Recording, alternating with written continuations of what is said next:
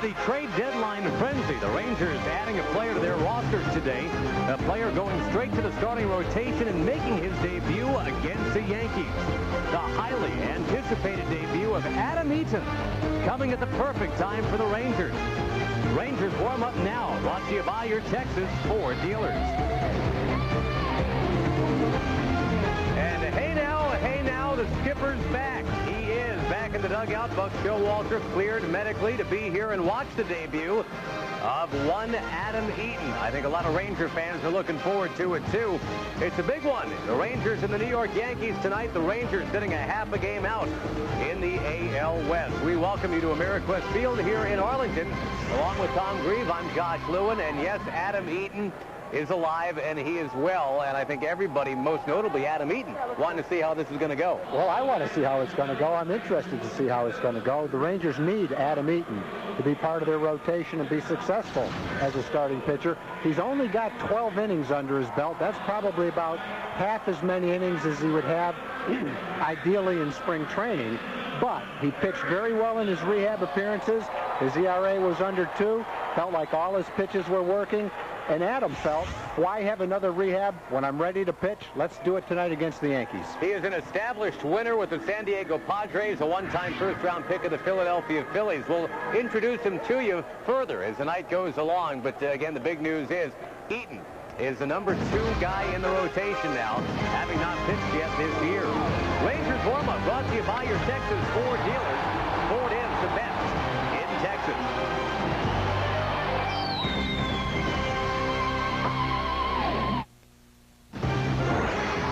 Texas Ranger Baseball brought to you by your Texas Ford dealers. Ford is the best in Texas. By Taco Cabana, real Mexican, real good. And by Southwest Airlines. Southwest taking low fares farther. Visit southwest.com. Now, the Rangers, having come out a little flat yesterday, losing 6-2 to the Yankees. They are winless here at home against the Yankees this year.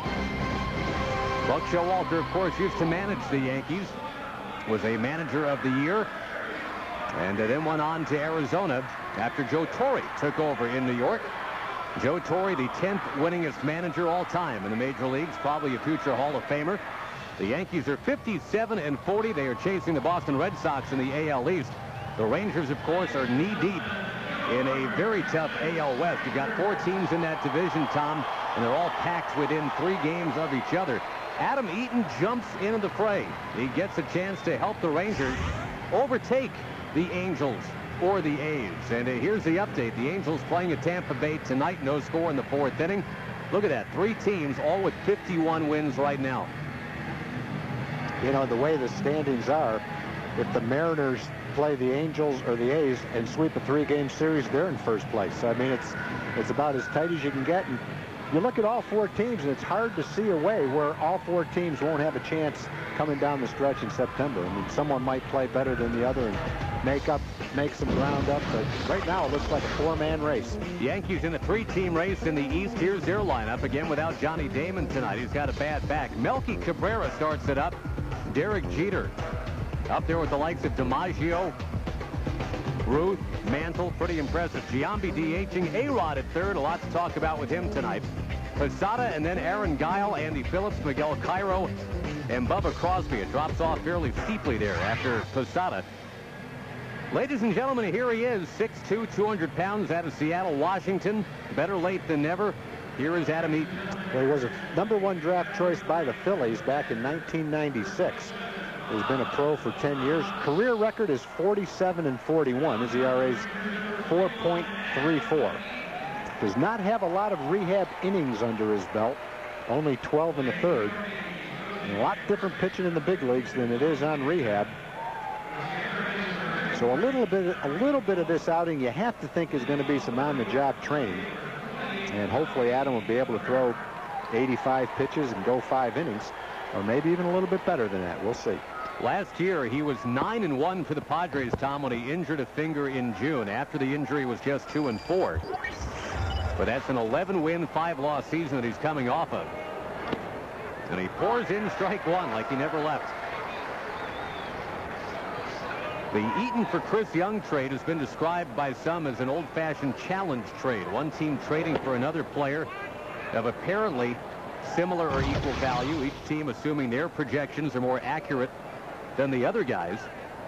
But of course, the Rangers didn't just get Adam Eaton in that trade. Where would they be without Akhinori Otsuka? Hey, Adam Eaton. No big deal. 1 out. That's an idea that he can probably field his position pretty well. That ball goes right back through the middle with a lot of pitches. It's hit to his glove side, which makes it a little bit easier, but he's in good fielding position as he follows through and gets himself an out by making a nice play. Just in the way Eaton carried himself on that play, Tom, I think that's a pretty good introduction to who he is off the field, too. Kind of a laid-back guy. I mean, it's not that he's a goofball or anything, but he's got that West Coast demeanor to him a little bit. And facing Derek Jeter, he roars that fastball right by him. 0-1.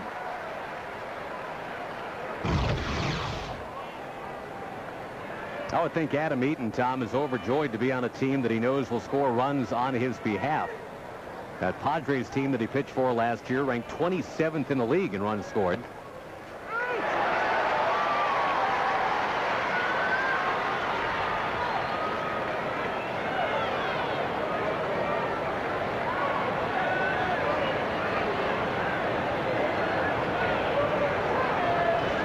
Couple of quick strikes on Mr. Jeter.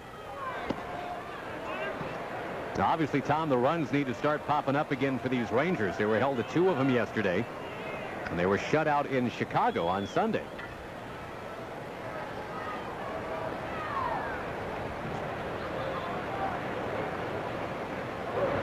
Got him.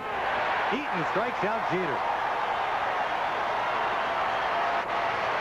All fastballs going from the inside part of the plate to the outside part of the plate. Hit the outside corner. Jeter didn't like it. Had a pretty good pitch. You go by where the catcher's got his glove station. Put his glove down there and Adam threw it right in the middle of his catcher's mitt. And a good start. 2 up, 2 down. All things, 7 pitches. And all things considered, Tom, I mean, the Rangers being where they are right now, a half a game out. This is the first they've seen of Adam Eaton on the mound. There's a strike to Giambi. It's almost like the fort has been held down, and now there's, I guess, I don't know, maybe some pressure on Eaton to come in and be that guy who hopefully can make a difference in the rotation.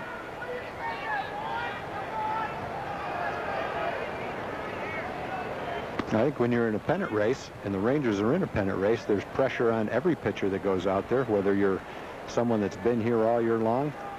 But for Adam, I think there's a lot of, I won't call it pressure, but there's got to be a lot of anticipation and maybe a little anxiety finally getting out there after such a long time. And he's been flying with the team, traveling with the team. He's been around the team. I'm sure he sensed throughout the course of the season that there's been a lot of opportunities for him to help the ball club had he been healthy. And now he's only got 2 months to go. And so probably a little pressure to pack all his performance into the last 2 months of the year. The Rangers designating Brian Corey for assignment before the game to make room for Eaton. That's a pretty nice pitch right there on Giambi.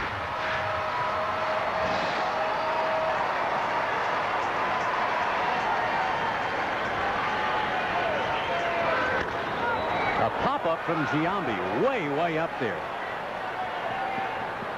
Adam Eaton's first inning as a Ranger is outstanding.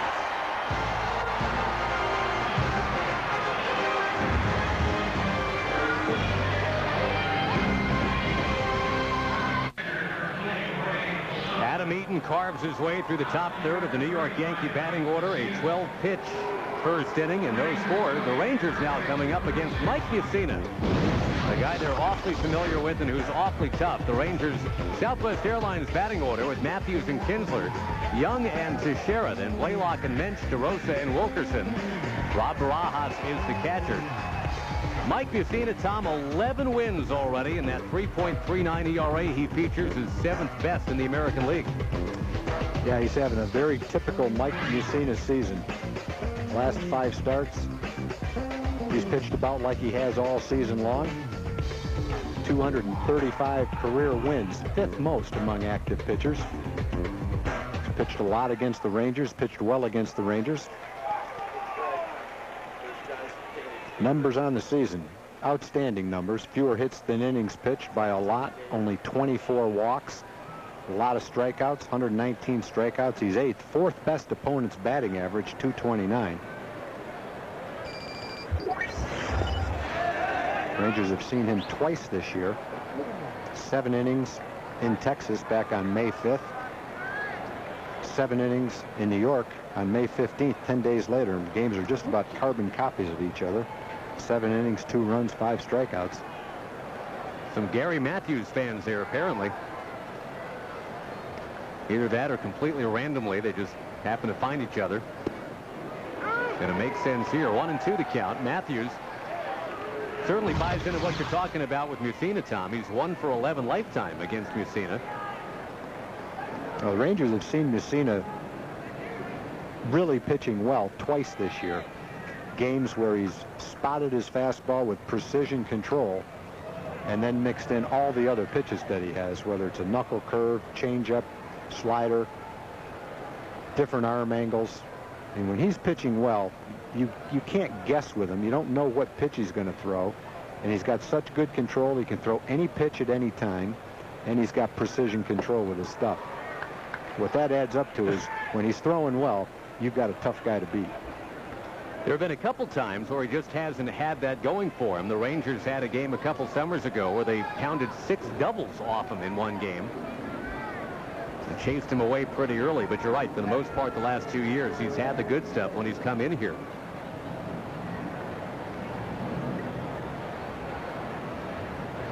And he strikes out Matthews. When he has the good stuff, you don't get 6 doubles, you don't get 5 runs. You generally get 7 or 8 innings of 4 or 5 hits and 1 or 2 runs, and that's about it. That's a nasty curveball right there, boy. Right where he wanted to throw it, and a sharp break to it. Durability, a big thing with him, too, I think, Tag. Last year, he came up a little short of 200 innings. That was the first time in 11 years he didn't get to 200.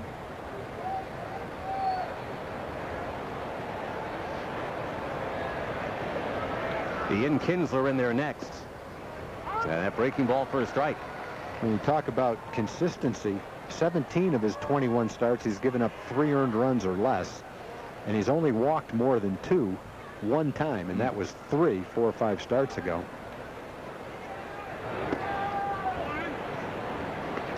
He's got a real good chance to become the first pitcher ever to win 250 games without having a 20-win season.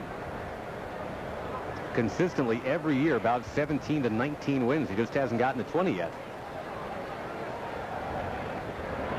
Well, if he doesn't win 20 this year, and it's a kind of a long shot that he'll win 20. He could if he wins almost all his last starts. It's not going to happen for him because he'll win 250 sometime next year probably. Right now he's at 235 wins. It's a guy that's never thrown a no-hitter. He's never won a Cy Young, never won 20, never won a World Series, but has been ridiculously close in every single one of those pursuits.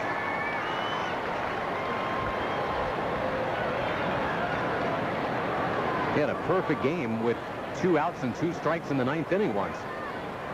Carl Everett broke it up. Now one's down, 3-2.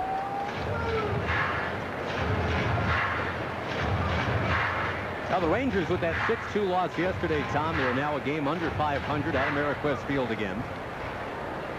25 and 26. Kevin Millwood absorbing that loss yesterday. That Ameriquest Field ERA for Kevin still up over 6.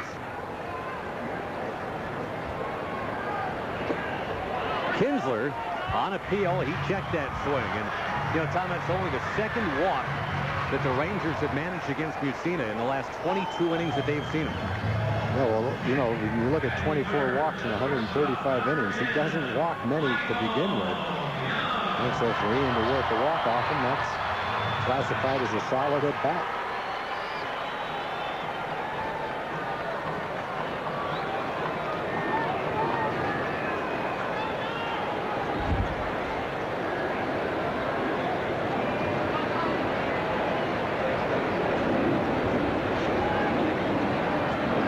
You've seen in a Michael Young. One Mike to another.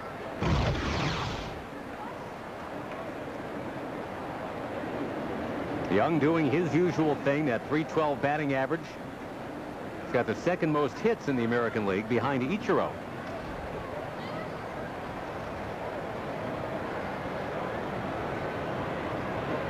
Runner going. And Posada throwing. Kinsler is safe at second base.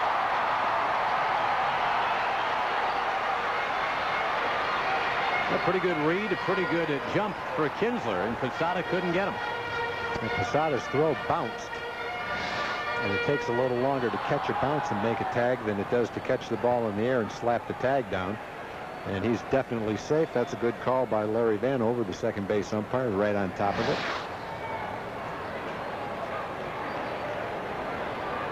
That wipes away the double play possibility.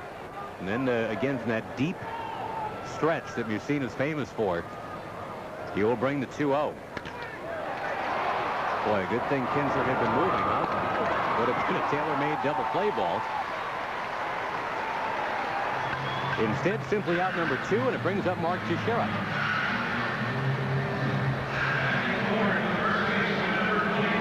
Like Mussina when he was pitching for the Orioles, Tom, when he first broke in 1991. Mark Teixeira was there to watch him pitch. Having grown up a big-time Baltimore Orioles fan, did Mark Teixeira.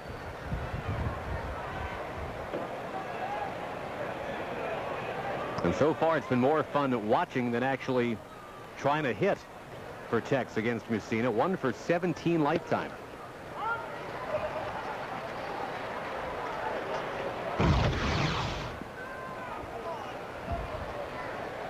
Mark did some hitting yesterday, though, against Randy Johnson, didn't he?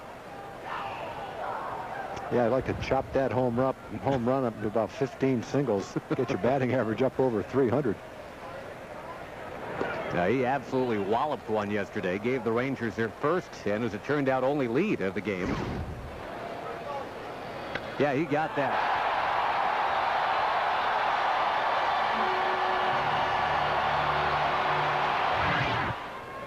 Tex had both Ranger runs batted in yesterday.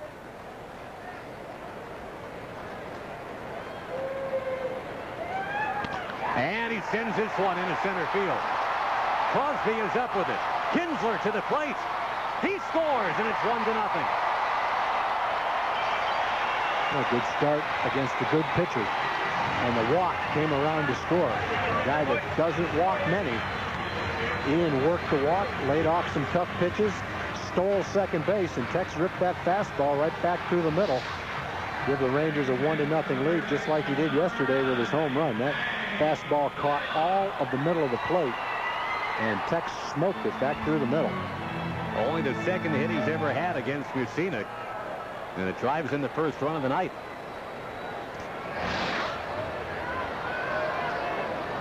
Now a chance for Blaylock, who had the night off yesterday against Randy Johnson. There is strike one, according to Paul Nauert, your home plate umpire tonight.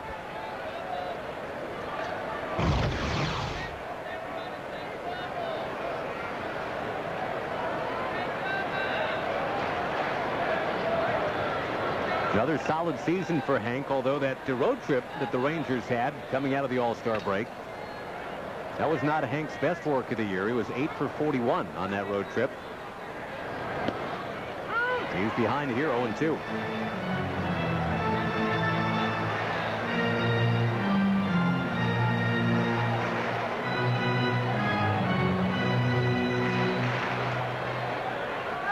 Second game of a 3-game series. Right now, the Rangers are half a game out in the West. Got another nice crowd here tonight, Tag. 42, 43,000 range again, probably. Great night for ball game. Second great night in a row for ball game. Hot during the day, and even though the temperature is warm, there's a nice breeze. Very comfortable night to watch a ball game. Cloudless blue skies here in Arlington tonight. Runner goes, and Blaylock fouls it, so the Rangers twice send a runner here in the first inning.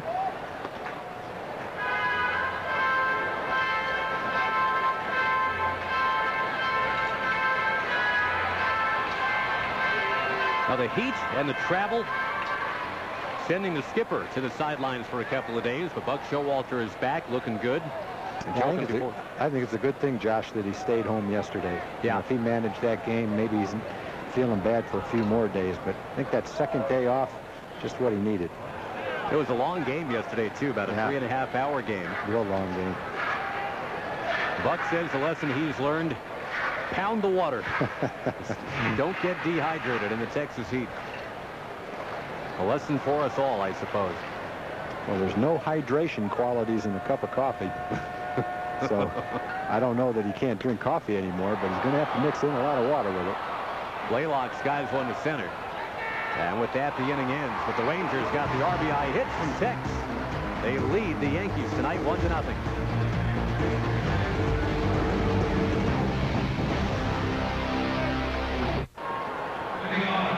Alex Rodriguez is stepping into the batter's box.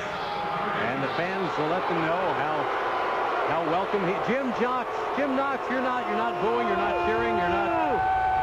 They're really letting them have it here in the Fox box. Even the Winklers here. The Winklers. That's right. Paul, Mary Lou, you've been coming to games since day one, Paul? That's right. Back in the early 70s, and got to see the first home run. Who was that hit by?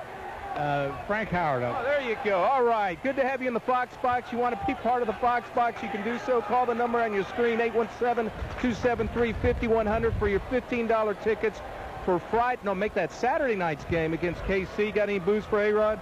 Yes, sir. Let's hear one. All right. That's too slow. Okay. One quick birthday here. Megan, a little surprise this morning? Yes, my friend Lauren called me and asked me if I wanted to go to a Rangers game for my birthday. And here you are. All right, enjoy the game. Josh? All right, Jim, thank you very much. Adam Eaton working on Alex Rodriguez here. And obviously the first inning for Adam Eaton, a major plus. 1, 2, 3, getting through Cabrera, Jeter, and Giambi. That one in and hitting A-Rod. He didn't seem to make an effort to get out of the way there, did he? Well, A-Rod's got some armor on. That just hit the armor and bounced down. Eaton trying to get in on Alex Rodriguez. And A-Rod has snapped an 0 for 11 with a couple of hits yesterday. He just stood there and took it.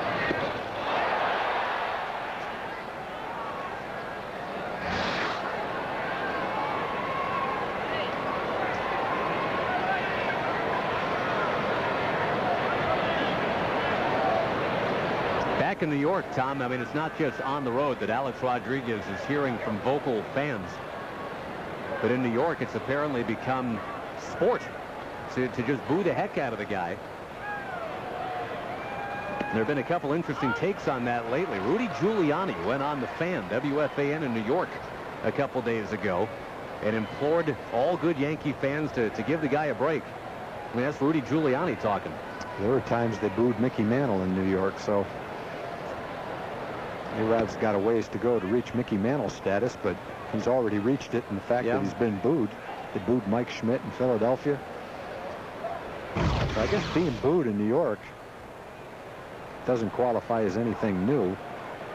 No, and hey, you know, if you want to go to a place where there's all that fever, positive energy and negative energy, you got to expect the bad with the good. Yeah, I mean, it's the definition of what have you done for me lately. The guy was the MVP last year. But that's history. What are you doing now? 2-1 the count to Posada. A-Rod chased back. I saw there was a story on the Associated Press wire, Tom, that Brooks Robinson said he was close to sending off a letter to Alex Rodriguez, telling him, hey, see you in the Hall of Fame. Don't let it all get to you. And then Brooks Robinson decided not to send the letter, figuring, you know, he's probably hearing from 1,000 different people anyway. A-Rod running. There's a tag. They got him. What a play by Michael Young. He dove and he got A-Rod. A lot of Rod's throws are tailing off into the runner. But he gets rid of the ball quickly. And so how quickly he gets rid of it makes up for the little bit of a lack of accuracy. And when you've got Michael Young or Ian Kinsler down there, guys who can catch the ball and make a tag and don't shy away from contact, you got a shot at it. A great tag by Michael Young. on a throw that was not easy to handle and definitely not easy to catch and make a tag at the same time. Yeah, you can see it's almost like a slider. It just kind of curls away there. What a job by Young. Big out for Adam Eaton, too.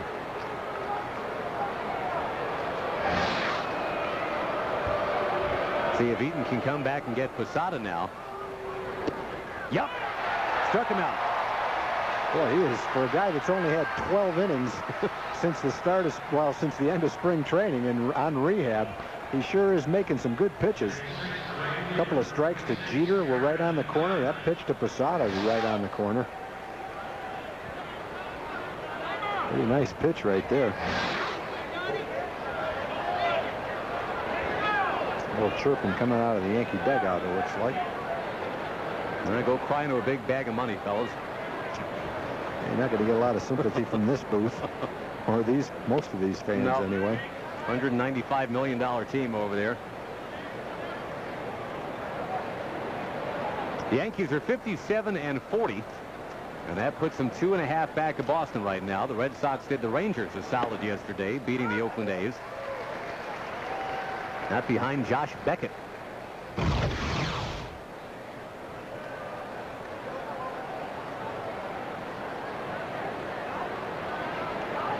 Aaron Guile, a cast-off from the Kansas City Royals. And now curveball. He's looking at Adam Eaton and down 1-2. No, Eaton has always had a reputation for having a nice curveball, and there it is. He's also got a good changeup.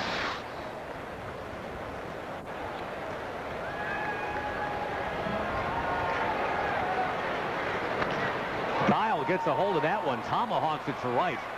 And it hangs up there for Minch, and he's got it. And Adam Eaton, 2 innings in the books as a Texas Ranger. They're both very good.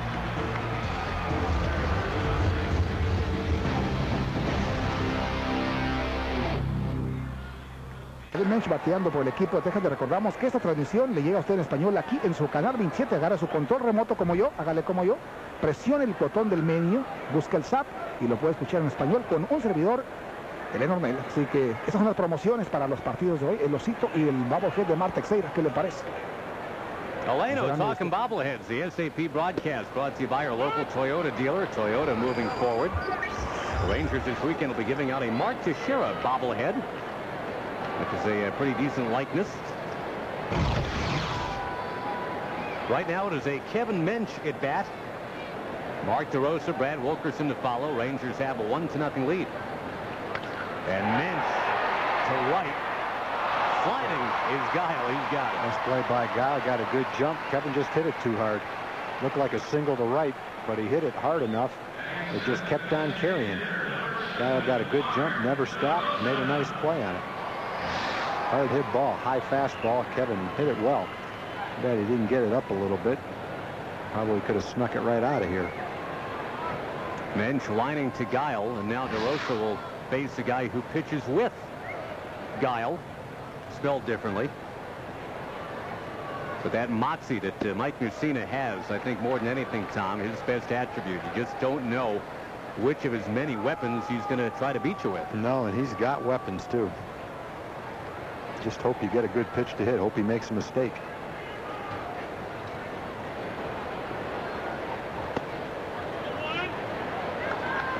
Mark DeRosa snapped a slump yesterday. You know, it's funny, Tom, all this time waiting for D-Row to get into the top 10 in batting average. You needed enough plate appearances to qualify.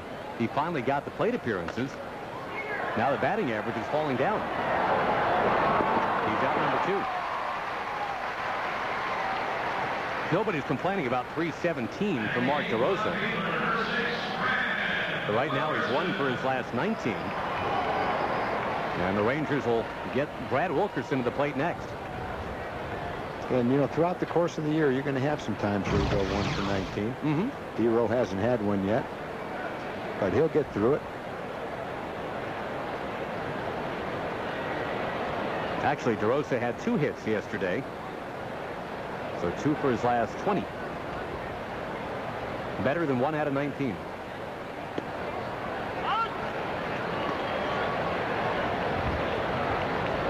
Mike Messina with a breaking ball to get ahead of Wilkerson. Messina's got a knuckle curve among the many things in that arsenal. Not a lot of guys throw the knuckle curve.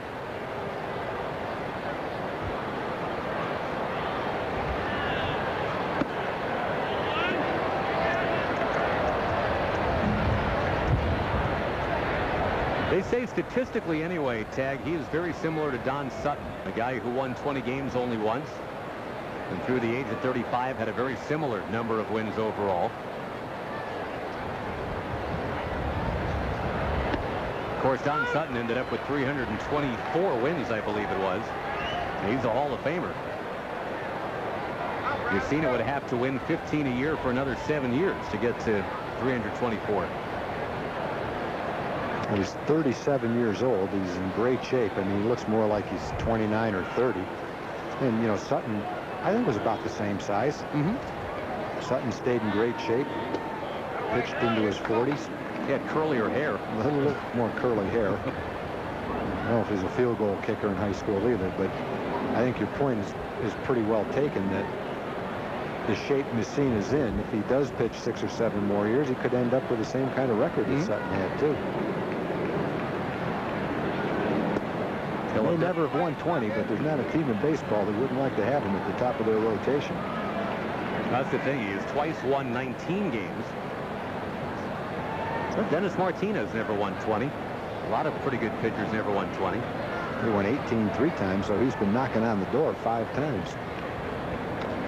Wilkerson gets a piece.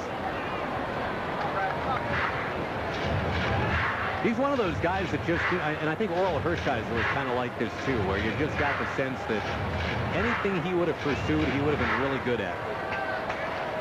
You mentioned the field goal kicking in high school. He had a full scholarship offer to Penn State. He was a real good basketball player. And he strikes out Brad Wilkerson. The Rangers still have the only hit and the only run in the game. More Adam Eaton coming your way next.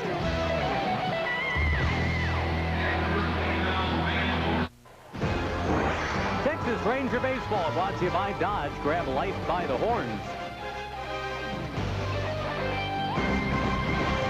Mark Holtz Lake and a beautiful ballpark, Ameriquest Field in Arlington. 40,000 plus Ranger fans here tonight. Well, 40,000 plus fans here tonight. Yankee fans making some of the noise. And a lot to like about Adam Eaton so far. His long-awaited Ranger debut. A Seattle native going at Andy Phillips here.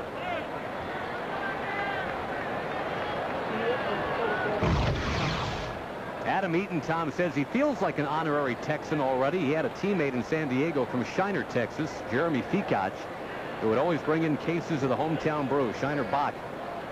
And for that, Adam Eaton says, call me a Texan, because I like the beverage.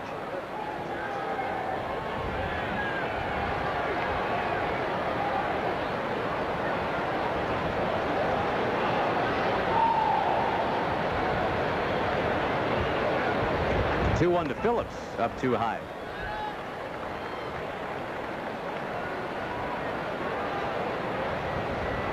Eaton last year 11-5 for San Diego, ERA of about 4.25.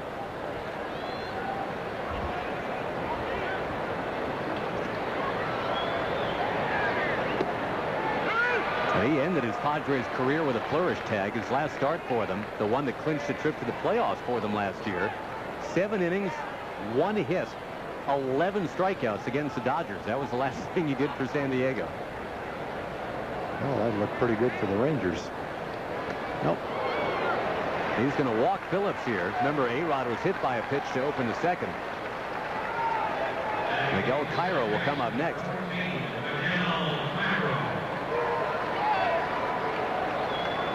Now the Angels have taken a 1-0 lead in Tampa Bay. One other score of interest, Tom, after the Tigers had ripped off either 5 or 6 runs in the first inning in 3 straight games.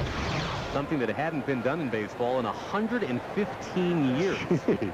Tonight, they gave up 7 in the first inning. Cleveland leading 8-4. Kenny Rogers. It was just 3 years ago as a Ranger. He flirted with a perfect game at Jacobs Field, taking that into the 8th inning. But yeah, he was hit around for 7 first-inning runs tonight by Cleveland. And the Tribe leads the Tigers 8-4 in the 4th. Irvin Santana pitching for the Angels tonight. He's 11-3. That's kind of sneaking under the radar too. Runner goes, and Cairo will twist it down the right side and foul. Yeah, Santana's got the same record as Mike Mussina, 11-3. Tigers starting to come back a little now. It's 8-7 as we update. Also, Minnesota and Chicago tied 1-1 in the second. And, you know, the Twins, Tom, they've won 32 out of 40. It's the best 40-game stretch they've ever had, yet they have gained exactly 2 games on the Tigers. Yeah, but they've gained some on the White Sox, and that wild card spot for them is just as good as coming in first place. Nice catch here, Mr. Nonchalant. Way to go. They're only 2 games behind the White Sox in the wild card race. Yeah, I'm playing them head-to-head for 2 in a row right now. And they got Johan Santana on the mound right now. They win tonight, they're only a game behind.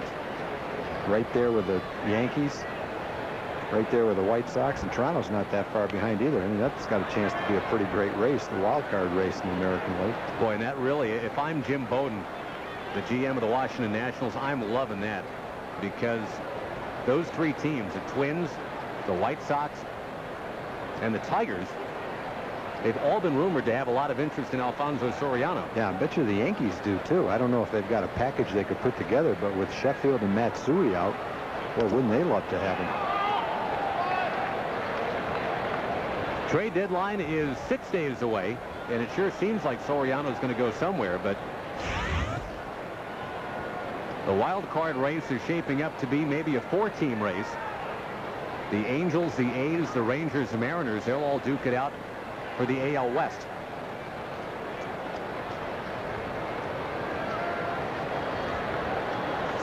Pretty good matchup in Chicago. Johan Santana and Contreras.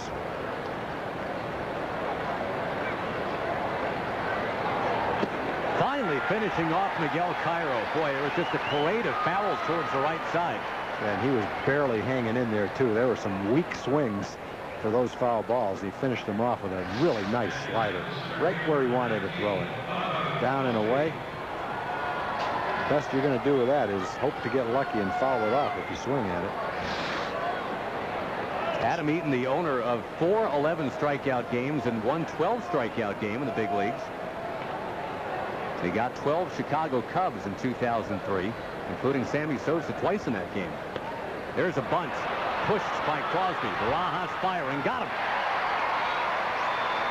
That's bunting for a base hit right there. Crosby at least attempting to, but Barajas would have none of it. We've seen that a lot this year. Bunt for a base hit with 1 out. Move the runner to second. Get a sacrifice. Nice play by Rod. He had that play all the way. Had it scouted out. Jumped on it. Called for it. Told Adam, I got it. Get out of the way. Now, one thing that's good to see with Adam is he's had a good curveball and a good slider, and with that injury to his finger, I think that's the test that he has to get through. Can he throw his breaking ball? And the early results look pretty good. He's had a good breaking ball tonight. It's a very odd injury, that torn tendon in the middle finger. The doctors said that's something maybe you might see with a rock climber. A rock climbing injury, but it's not a usual baseball injury. No, but and once you get it, when you're a guy that depends on your slider and your curveball like that,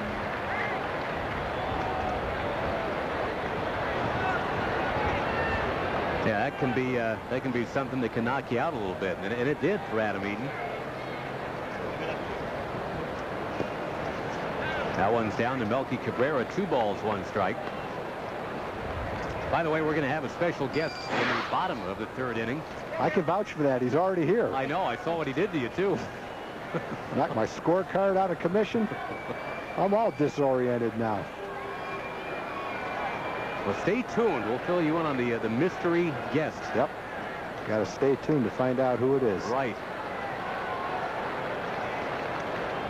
Count goes to 3-1 to Melky Cabrera, who was a home run shy of the cycle last night. Cabrera and Derek Jeter coming up with back-to-back triples. Made 1 point for the Yankees yesterday.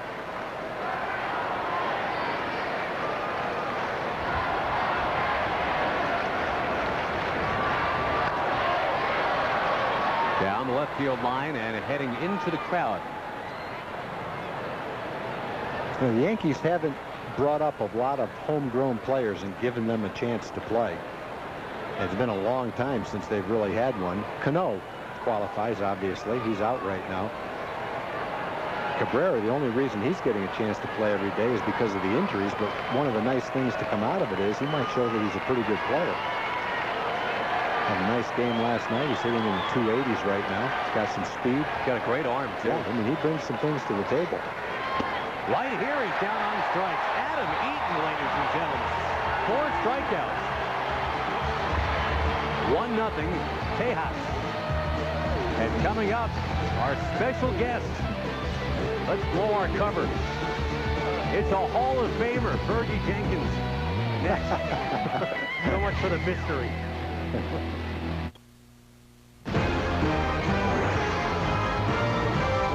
Texas Ranger Baseball brought to you by GMC Trucks and SUVs. We are professional grade.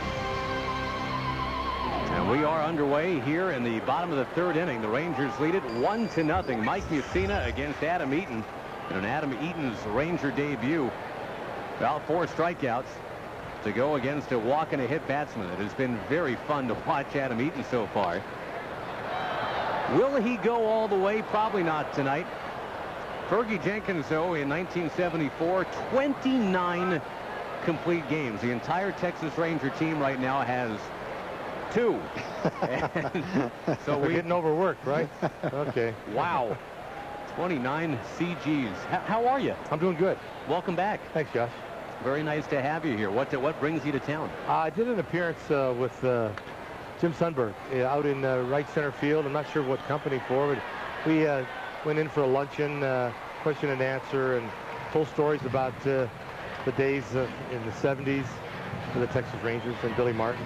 Sonny, tell the story about when you guys were playing for Billy Martin and you served up the home run in Minnesota. Sonny got blamed for it. No, we didn't bring that one up. Didn't bring that one up? Some other ones, a couple of fights, and Billy's confrontations of scaring Sonny while he was on the bench, calling pitches. But other than that, it was a fun get-together. 4,500 innings in the books in the majors for this guy, and in the 4,500th inning, you faced this guy at the plate. You faced his dad, and you got him. Gary Matthews, right? Yeah, there were a lot of rookies when I was finishing my career, coming up in the big leagues, and I can recall a lot of father-sons. Cubs against the Phillies, the last game that you pitched in, I believe, and people sometimes forget around here, Fergie, that you had some amazing years in Chicago. Won a Cy Young Award in Chicago. Yeah, I had 10 good years there, all day games, and I enjoyed pitching in the day.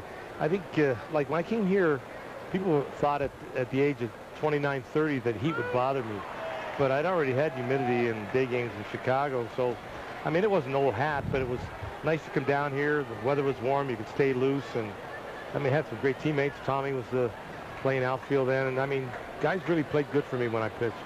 Fergie, what was your thought process when you got traded? I mean, you're such a great pitcher with the Cubs. Were you surprised that you got traded? Were you mad, disappointed? What were your feelings? I was upset. I went from first division team. Everybody in the National League kind of turned their back on me, and I got traded here to Texas, and at the time they were in last place. Unfortunately, we didn't stay there that long, but it was just the fact that I got traded out of the National League, and I thought that questions were being answered that I had a bad arm. Mm-hmm. And when I came here, I just tried to prove it. I didn't have a bad arm. Joe Madlock going the other way in the trade. He went on to win 4 batting titles. So that's a trade that works out pretty well both ways, some would say. It did. I mean, he went over the Cubs and really played well. Vic Harris had a mediocre career with the Cubs and then a couple other teams. And I came here to Texas, and I thought I had some outstanding seasons. Gary Matthews Jr., an infield hit as the Rangers get a 1-out base runner, trying to build on a 1-0 lead. Talking with the great Fergie Jenkins, Hall of Famer, class of 1991. The other interesting thing, Fergie, I don't think you ever pitched without that sweatshirt on, did you? No, I always had a long sleeve shirt. I enjoyed having long sleeve shirts on. It was just part of what I try to do. I didn't have any superstitions, but I enjoyed long sleeve shirts. It just, I mean, it just kept my arm warm. You know, those long sleeve shirts, I can remember them, so can you. They were those flannel heavy sweatshirts. Oh, man. Nowadays they've got the thin stretch material. Yeah, they're muscle shirts, they call them. Yeah. But or armor shirts. But they were a heavier wool shirt or a flannel shirt, and believe me, after you perspired for a few innings, they got heavy. I can remember how you used to have to cut the cuff, fold it over to be long enough to go all the way down to your hands. Yeah, I used to do that in the spring. That was kind of a tradition. Get new shirts in the spring and cut them all. Well, when Billy Martin came to the Rangers in 1973, he said to the team in the first team meeting, I didn't come here to see a little bit of improvement. I didn't come here so you guys could be 500. I came here to win, and we're going to win. And we all looked around at each other and said, man, he's never seen us play. We didn't know he's going to go out and trade for Fergie Jenkins, though. Yeah, we got here. We were a pretty good team. Yeah, you had Alex Johnson, Cesar Tovar. You had some guys that could play. I mean, that was the scheme of things. Jeff Burrows hit really well. Matthews going, and Kinsler with a foul ball. 1-1 the count. The Rangers leading 1-0 here in the third. You know, the nice thing about it is we had decent pitching with Jackie Brown and Bibby and I think Steve Hargan and some other young players. Broberg was learning, and so was Stanhouse, and we had Foucault in the bullpen. Yeah. So, I mean, it took a while for some of the younger guys to catch on to I think, to Billy's theory of how to win, but it seemed to work. Are you surprised that baseball has evolved into a situation where a team like the Rangers would have 13 pitchers on the pitching staff? Matthews was running. Yeah, I just think that Matthews is still running, and he's going to come on in. He never stops. And even though Kinsler bounced out, Gary Matthews comes all the way from first base to give the Rangers a 2-0 lead. Let's talk about stealing a run. That's what speed will do for you. Yeah, an infield hit, a little ground ball to the pitcher, and then a ground ball to third, and you score a run on it. Gary Matthews Jr. does give you that little added element of speed, and yeah, he was on the move here, but check this out. This is a pretty good, I mean, a fine throw that way, but then this gets away from Phillips the other way. Back in '74, Fergie, it was a 4-man rotation, probably 5 or 6 at the most guys in the bullpen, so a 9 or 10-man staff. Now you've got 5 starters and sometimes 8 guys in the bullpen. Yeah, that's a lot of people to have on your bench. It's almost like the theory that you're afraid that somebody's going to break down week to week, so you got to have insurance up here already. And that cuts back on your infield and offensive powers. Yep. Hey, there's you guys a little while ago. A few years ago. Yesterday. Fergie, I have to say, you look better than I do. That was pretty good before and after right there. You guys could... Now, before you go, I got to ask you one question, totally unrelated, but I get this question so many times. How old should a kid be before he starts to throw a curveball? Oh, geez, at least 14, 15 years old. His arm's really not really developed yet, so when you think about all the strain he's putting on his arm, pulling a pitch like that, you know, youngsters, they experiment. Were you that old before you really started throwing it in the game? I didn't become a pitcher until I was 16. Wow. Yeah, so it just, and I was a lot bigger. I was like 6'3" at the time, and I just threw the ball pretty hard. Playing in Canada, we only played games on the weekends. Did one coach teach you your curveball? Yeah, I had a pitching coach. He was really a shortstop. Gene DeJura taught me breaking pitches. Wow. And basically taught me how to pitch. 2-1 the count to Michael Young. And now make it 3-1. So the Rangers getting a run here with the great Fergie Jenkins in the booth. Owner of 284 wins. The guy on the mound is getting close to you there. Yeah, most fellas that, with their longevity, they catch up pretty soon. As soon as you get out of the game, people start passing you. So it happens. 3-1 to Michael Young. And he takes a walk. That's kind of a rarity, Tom. You were talking earlier about Mussina and not walking more than 1 in a game. He has walked 2 already tonight. We're only in the 3rd inning. He's only walked more than 2 guys in the game 1 time all season long, and most of the time it's none or 1. Maybe the Rangers will catch him on a night where he doesn't have his best stuff. Right now it's Mark Teixeira who singled sharply against Mussina for the Ranger run back in the first inning. What percentage of your starts, Fergie, would you say you went to the mound knowing you had your best stuff? What percentage of the time? Probably 2/3 of the time. Most of the time. As soon as you warmed up in the bullpen, you could pretty much tell what the outcome, you hope the outcome was going to be. If I had good control, moving the ball around, up and down, and if I had a good running fastball, I could probably get into the 6th or 7th inning, hoping that we're going to start scoring runs. So, a lot of times, as you got older, you could always tell if you didn't have it, they were going to go to the bullpen early. There's another base hit for Mark Teixeira. He had come into the game, fellas, 1 out of 17 lifetime against Mussina. He is 2 for 2 off in the night. The exact same hit 2 times in a row. 2 line shots right back through the middle. Look, must be seeing the ball pretty good tonight. Yep. How many times were you ever on the DL? Once. 1 time. Yeah. What happened? I had an Achilles tear in Boston. Sidelined me for, I was 6 months totally. Having in September the 1st. I was opening day pitcher the following year in April. So it took about 5.5, 6 months. How many starts did you miss? That month, probably 6. No, in your whole career, other than that injury. Did you ever miss a start with I missed minor injury? My mother's funeral in 1970, and I took a line drive up the middle off my hand. So essentially, in your whole career, you never had an arm injury? No, never had an arm problem. No, wow. I was pretty fortunate. So don't throw those curveballs, right? Until you're ready. Until you're old enough. Yeah, that's it. Yeah. 4,500 big league innings. 1 strike to count to Hank Blaylock here. And he takes inside. It is 1-1. It's nice to know that, when you're out there, that it's your turn to play. As a pitcher, you don't get a chance to play every day. So as a starter, now it's every 5th day or it's once a week. In my era, it was, maybe sometimes twice a week. So every 4th day, you got to be ready to go to the post. For the fans that don't remember, in 1974, the Rangers 5 games out with 15 to play, thanks to Fergie's heroics in large measure. They finished 84-76 that year. They had gone 57-105 the year before. And it was a great Cy Young race that year. Another pitcher with pinpoint control like you, Catfish Hunter. And you went kind of neck and neck for that Cy Young award. Yeah, we both, I think, had identical records, 25-12, and he won the Cy Young, and I got the Comeback Player of the Year award. Comeback. I really don't know where'd I come back from, but if I don't win the comeback, they probably give it to Jim Cott because he won 23 games that year. Wow. And he won no award for winning 23 ball games. And he won the White Sox. You won the last game of the season pitching on what? 1 day rest? 2 days rest. Yeah.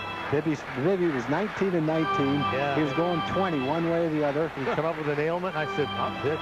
So Billy I hit and pitch. Wow. I got a base hit in that game. Yeah.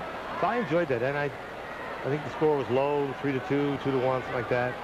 And back in those days, it was fun to pitch. I just enjoyed it. Everybody was glad to see you pitch except the Twins. Yeah. 2 on, 2 out, and the 2-2 to Blaylock. Got him. Mussina out of the inning. That ends our time with the Hall of Famer Fergie Jenkins. Good to see you, man. Josh, hey, thanks you for coming up. Good to see you. Tommy, good. Rangers got to run that inning, too. It is 2-0 over New York. Adam Eaton has the shutout.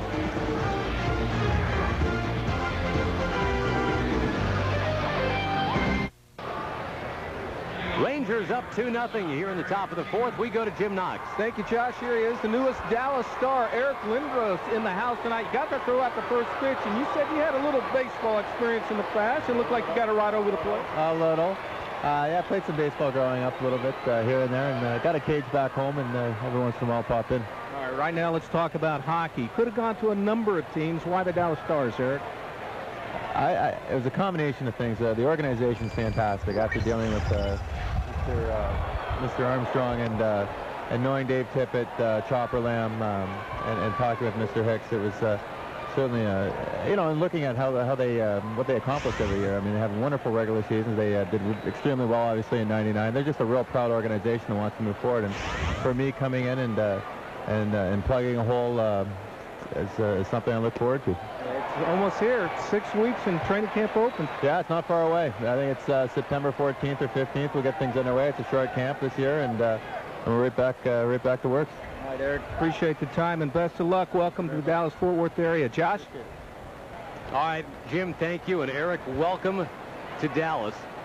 That guy is built like a brick something. I think he's built out of bricks. That is a huge individual. Jeter, a chopper to third.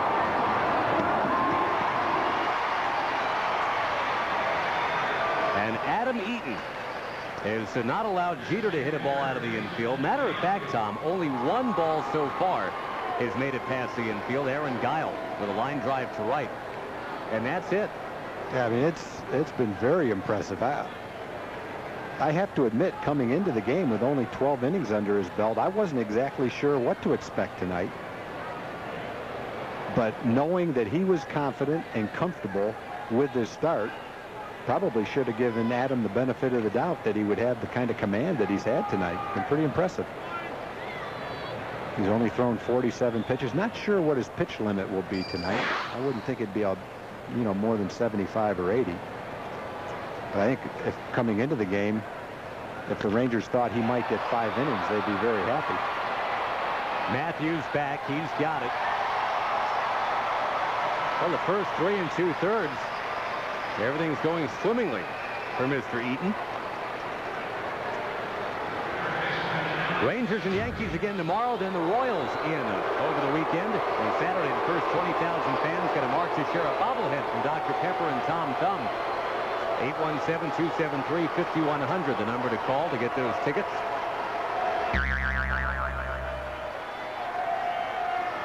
The Mark Teixeira bobblehead. The third man in the booth is A-Rod steps in. Remember, he was hit by a pitch in the second inning. Not that he really efforted to get out of the way of that. One of only 19 pitches out of the strike zone for Eaton so far.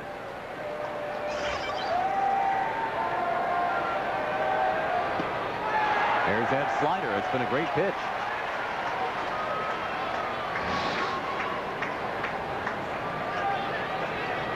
Exactly where you want it.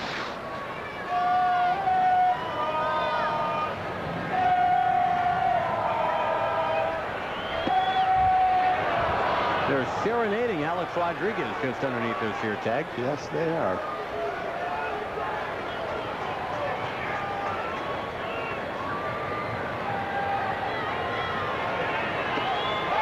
Alex Rodriguez. Oh, they say he checked his swing. That's Chris Guccione who said that, and instead of 2-2, it's 3-1. And Buck Showalter is not a happy man. Chris Guccione will act it out for Buck. Boy, 3-1 instead of 2-2. That could make a difference. There is ball 4. And the manager not a happy man.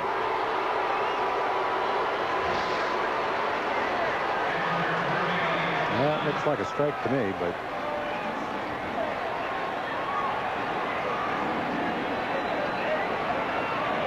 said he never went with one word in between.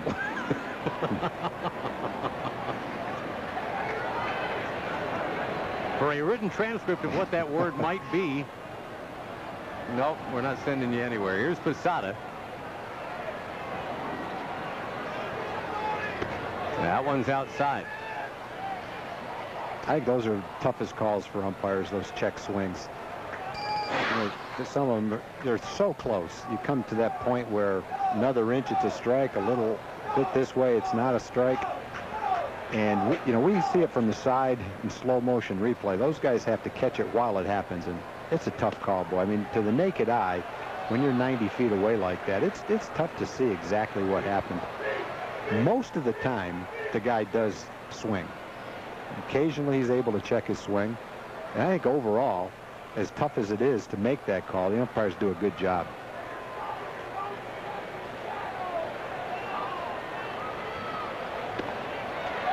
Drops that one on the corner to Posada.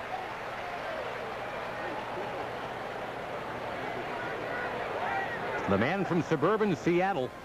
He and Vicente Padilla both brought in at the age of 28 to anchor this rotation this year, along with Kevin Millwood, of course. Millwood and Padilla each have 10 wins. Eaton's just now making his first start.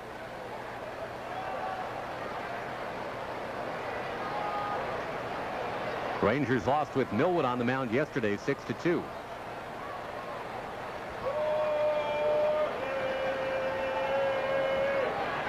There's ball 4. So a couple of 2-out walks now. And Aaron Guile, who hit the ball hard last time, is coming up. Mark Connor, one-time Yankee coach. Now the Ranger pitching coach going out to talk to Adam Eaton.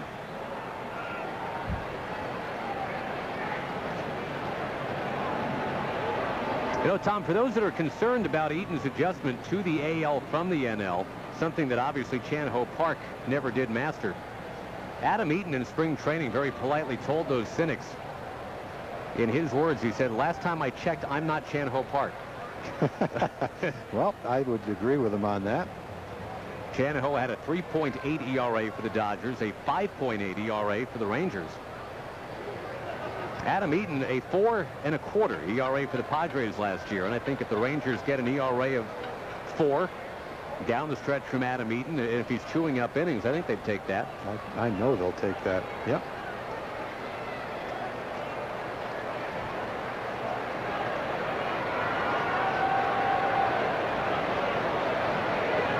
The lefty Guile taking outside. Aaron Guile last night able to homer off Millwood. First pitch at the bottom or the top of the 6th inning.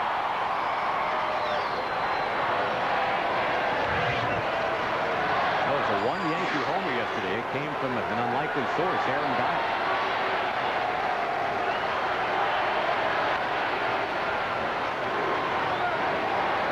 On the one-hand tag, the Rangers managed to stay out of the big inning yesterday. That's what had been killing them against the Yankees all year. But they just got bled to death yesterday. The Rangers giving up 4 one-run innings in the 2-run 4th.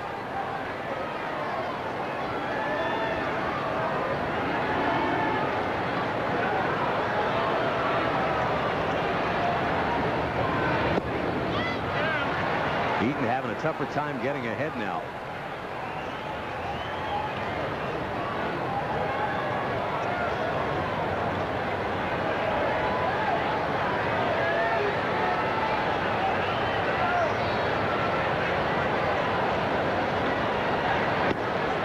Strike 2 and 2. The Yankees, kind of like the Red Sox, they're always willing to take a pitch or 2 or 3. I think Adams doing a great job there. Even when he's behind in the count, he's throwing strikes, but quality strikes. That looked like a backdoor cutter right on the outside corner. He's not giving in and just throwing a strike for the sake of throwing a strike, trying to make a quality pitch. Guile spoils that one. 2 and 2.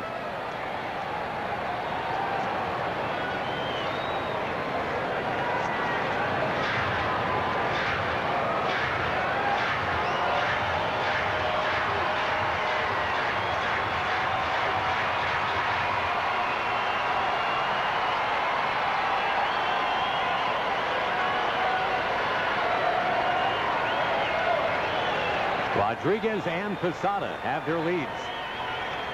Oh, and Guile barely got a piece. The heat that time from Eaton. And 93 miles an hour with a fastball, so good stuff from Adam tonight.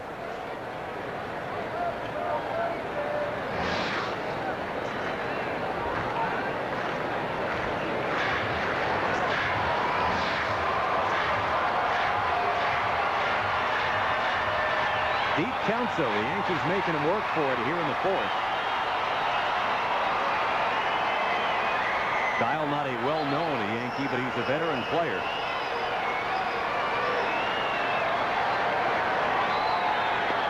Whoa! Didn't get the call. It's 3 and 2. Didn't quite come down the way he wanted it to, but it still was very close to being a strike. Might have been a little bit high, but not by much. Borderline. This is dangerous. The runners will get going now. 3 and 2, 2 out.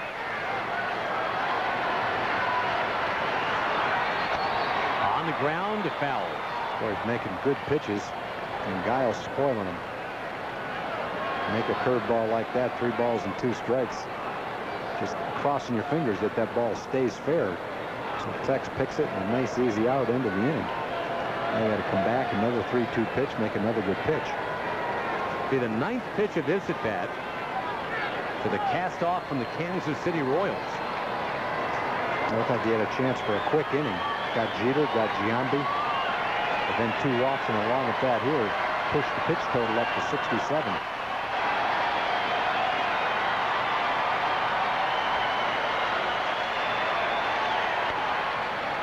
Down the line, foul ball.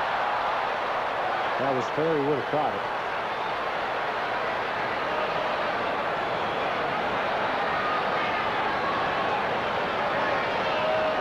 Tex with enough range to get to the line.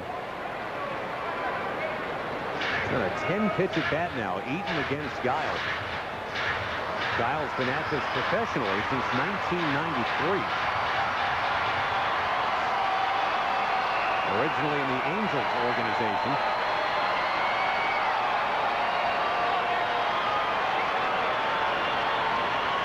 And again on 3-2. Runners go. That one's in. The bases are loaded.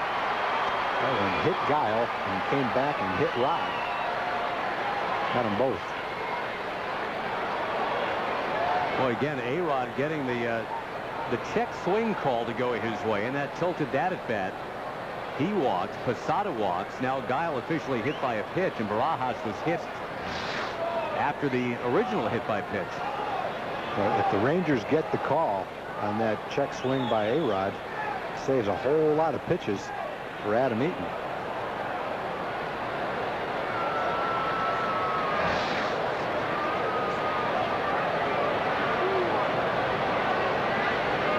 Jamie Reed is a trainer, and kind of a sly smile right there.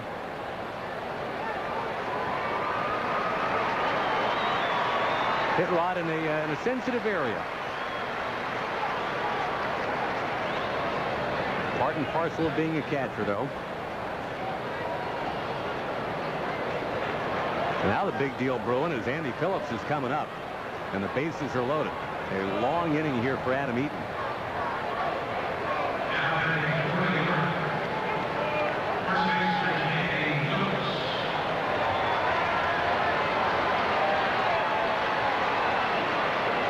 Eaton needed only a couple dozen pitches to speed through the first 2 innings, Tom, but he's at 24 pitches now here in the 4th alone.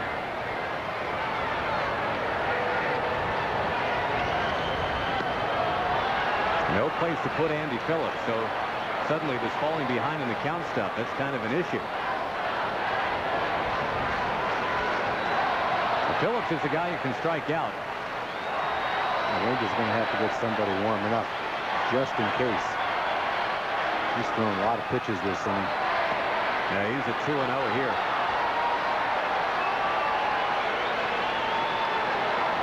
It'll be Ron Mayhay getting ready. 2 hit batsmen and 3 walks in the last 3 innings.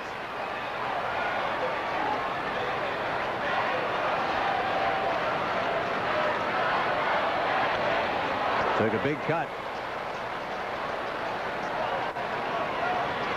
Adam Eaton, not a guy who is known for having control problems, really. About 200 innings pitched in 2004. And only about 50 walks.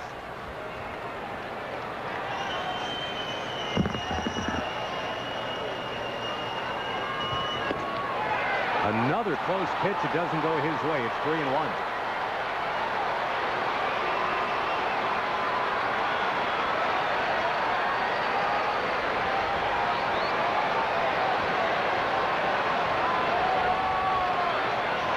That's the bottom of the order now. 7, 8, 9. Phillips, Cairo, Crosby.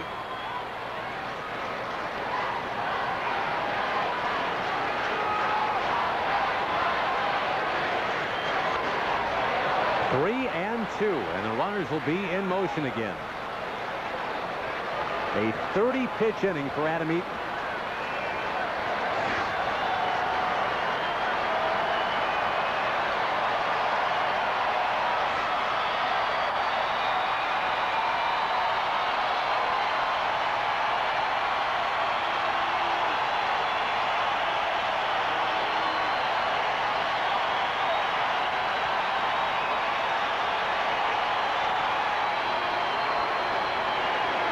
A lot of the fans standing now. This is tense for the top of the fourth inning, boy.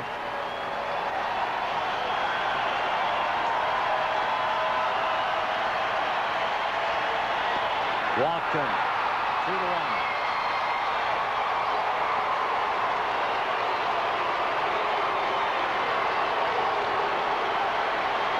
And a seemingly innocuous thing, Tom, like a check swing call on A-Rod, really tilting this inning and really the whole night potentially for Adam Eaton. Yeah, you know, you don't know for sure if Adam would get Alex. That was a 2-1 pitch on the check swing. Who knows? But it would have had a little bit better chance to get him than having the count go to 3-1. 3-1. Now Miguel Cairo. He'll take strike one on the inside corner. Cairo saw a diet of sliders when he batted last time. He fouled a bunch of them away and then struck out.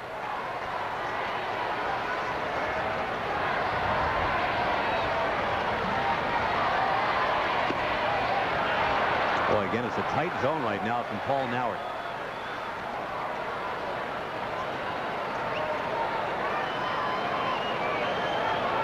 And Eaton, Tom, is getting close to 80 pitches for the night.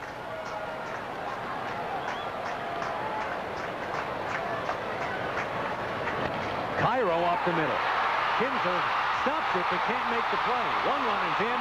Second run coming home. 3-2 New York. And then Eaton colliding with Posada, backing up the play. Miguel Cairo delivers. It is the first Yankee hit.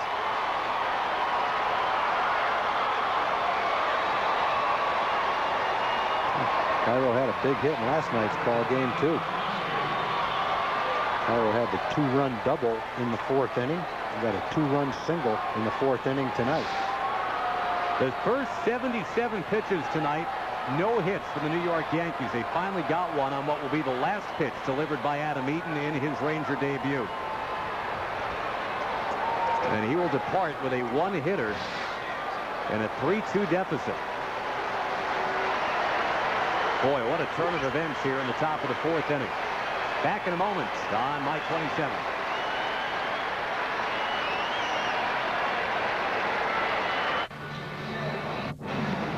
Now the Yankees have vaulted into the lead here with a 3-run fourth inning. Miguel Cairo dribbles one up the middle and chases Adam Eaton from the game. Eaton with just the 12, or actually, a little more than 12 innings of rehab work, and got into the game tonight.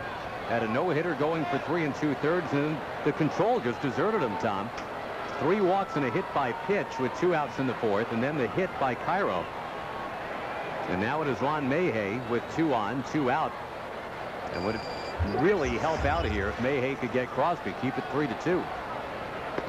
Yeah, you know, Adam was obviously sharp through 3 innings. Only pitched to 1 extra batter through 3 innings. Got the first 2 hitters in the fourth. And then when he walked Alex, it seemed like his command began to desert him. And once he got, you know, over 65 pitches, I think he probably started to get a little bit tired. First major league start. Not sure what the most innings he pitched in a rehab start was. I think it was his last start. Might have been 4 1/3, 4 2/3, something like that. And hopefully it'll be a 70 pitch outing where he can build off it and just get a little bit stronger as the next starts come. Some good news here. The Rangers bullpen has been great. But here's Mayhay out of the pen going to 3-0 on the number 9 hitter. And this is a half an inning, Tom. It has taken about 25 minutes to play. And it started with a ground out and a fly out.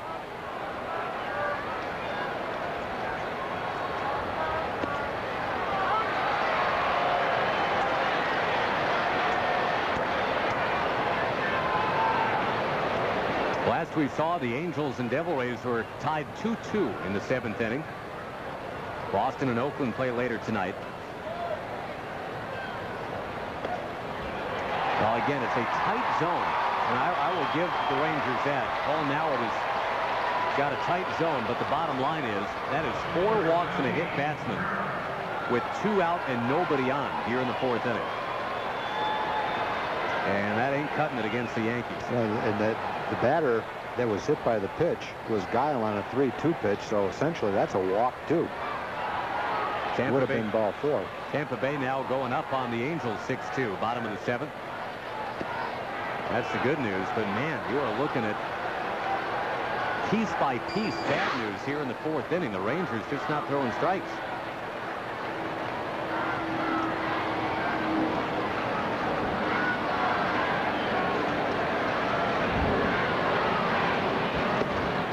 There's one on the inside edge to Cabrera. The Yankees have batted around now. Something about the 4th inning when the Rangers play the Yankees here. The Yankees had a 5-run 4th inning in 2 different ball games here back in May.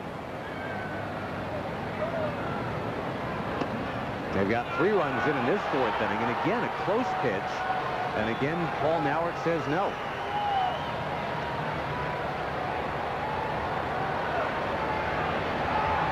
"24 balls and 18 strikes in this inning," we are told.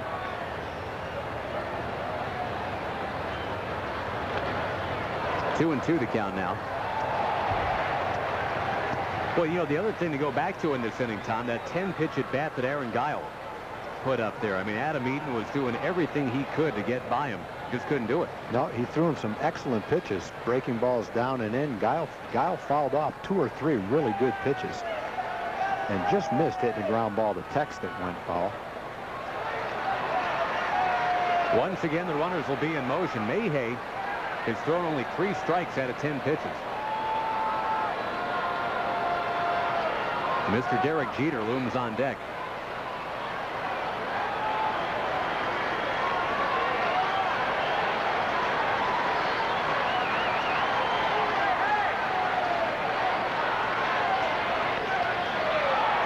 We will see a 45th pitch of this exhausting top of the 4th inning.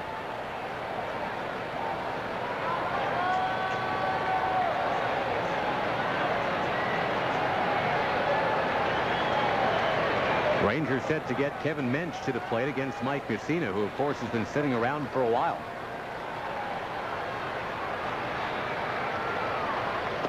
Got him finally. Inning over. Buck Showalter, I'm sure, will take solace in the fact that it stays within a run. It is 3-2.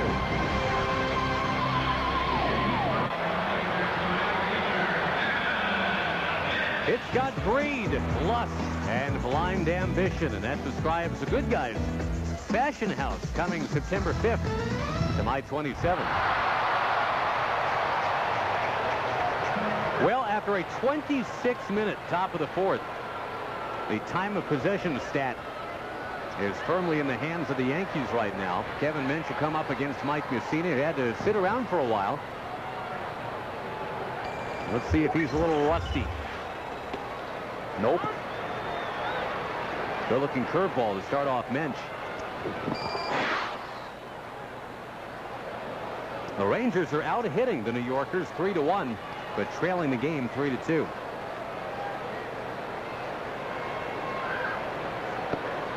And I guess that's the good news. After facing 9 hitters and throwing all those pitches, it's still a 1-run ball game. And the Rangers have 1 extra at bat coming up, so still in good shape. And the Angels are losing. That's some good news. Again, the A's play later.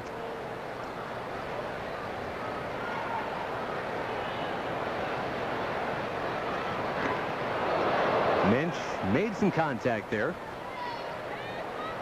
I'll take a second to thank the cookie lady for her great batch of cookies. Thank you, Shirley. I want to thank my neighbor, Gary Campanazzi, for another huge addition to the booth tonight. Philly cheesesteaks. Oh, Kevin Mensch. Man, Kevin Mensch would love that. I wish I could send one down to Kevin, but I don't believe there's going to be any left by the end of the game. You got a good arm. Wing one down there. Well, they throw hot dogs in Kansas City out of that bazooka. Yeah. So I guess I could fire a Philly cheesesteak. I don't think I could reach him, though. I could probably get it past the second deck here and into the first deck, but that might be it. In Houston, they throw peanuts out of the booth. Yeah. Milo Hamilton throws pictures of himself. You could do that. Hawk Harrelson throws T-shirts. Mensch, a busted bat.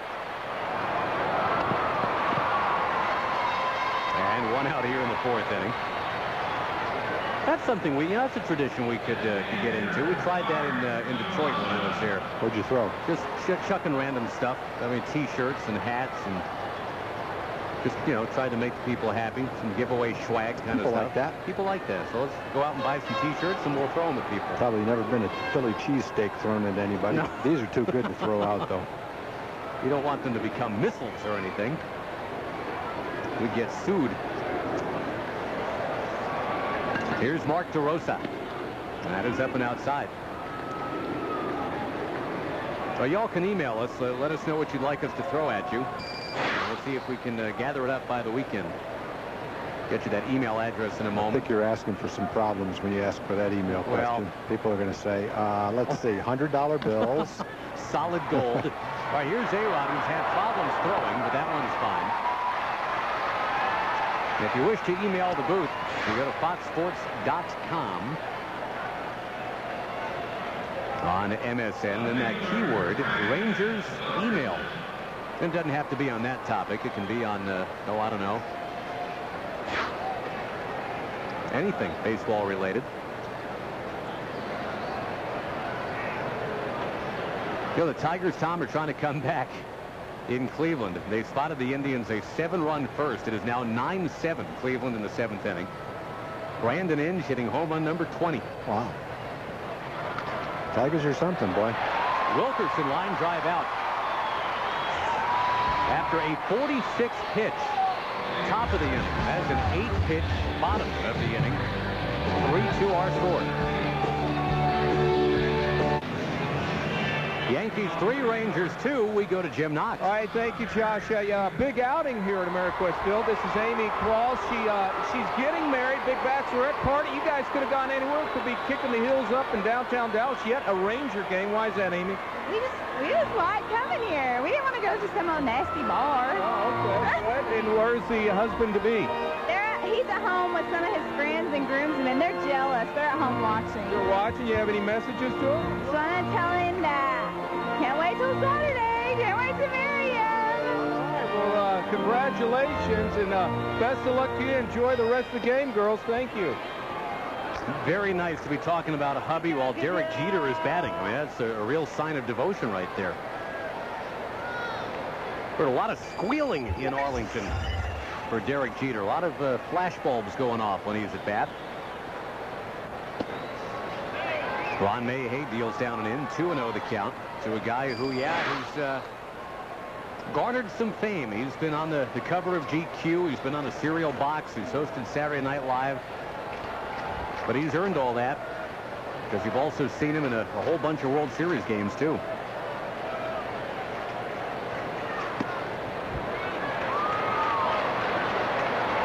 Donde está the control? The Rangers with the 4 walks and the 1 hit by pitch, all that with 2 outs last inning. And now Jeter opens up 3-0.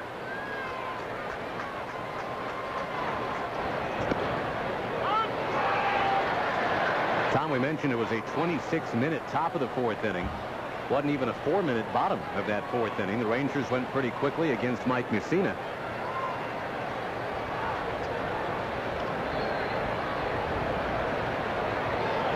There's a swing and a miss by Jeter, 3-2. Highlight of the bachelorette party right there, Tag. The photo with Jim Knox. All right. Now Jim will do his little dance. Jim might get invited to the wedding now. Do his little dance on the catwalk. Yeah, on the catwalk.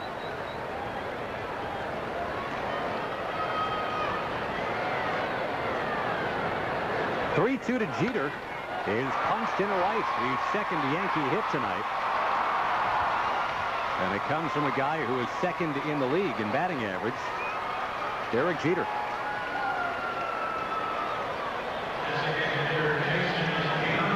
Joaquin Benoit getting ready. And one of the things that Jeter has done, Tom, that I guess kind of applaud him for. He wrote a book a few years ago that was, I think, more almost an instructional kind of thing about how to go at success. And a lot of famous people have done that, obviously. mostly coaches and managers, not usually players, but Pat Riley, Rick Pitino. Yep. I'm going to throw a few of these little nuggets out at you, though, and you tell me if you don't agree. Here's the gospel according to Jeter. You ready? I want to hear them, but Okay. before you even start, Yeah. I agree with him. If Derek Jeter says it, I agree with it, but go ahead. What if I make a few up? Now Well, that you're on record. that'll be tough, but go ahead. All right. First, the 1-0 pitch to Giambi, who has not written or even read many books, quite honestly. Pop up here. And the wind takes it over a little bit. Michael Young has got it. We're kidding, Jason. We know you're a voracious reader. All right, here we go. Set your goals high. Don't sell yourself short. That's number one. Okay. Find worthwhile role models. Have a strong supporting cast. No one can make it without help, is Derek Jeter. Be serious, but still have fun. Dedication does not mean drudgery, he says. And finally, accept new challenges. Every day possesses and poses new problems and possibilities. Embrace them. All makes sense to me.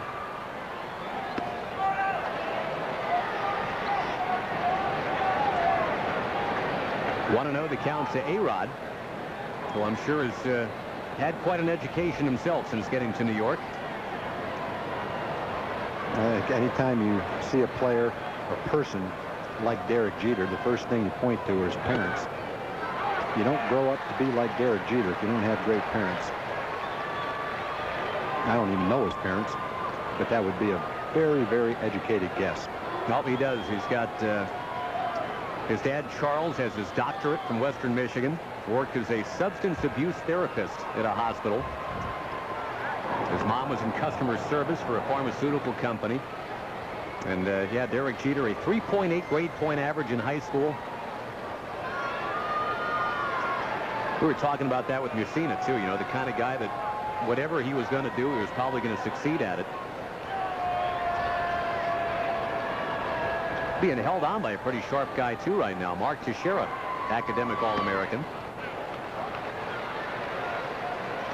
Had a one-time number 5 overall pick in the draft, holding on the number 6 overall pick in the draft.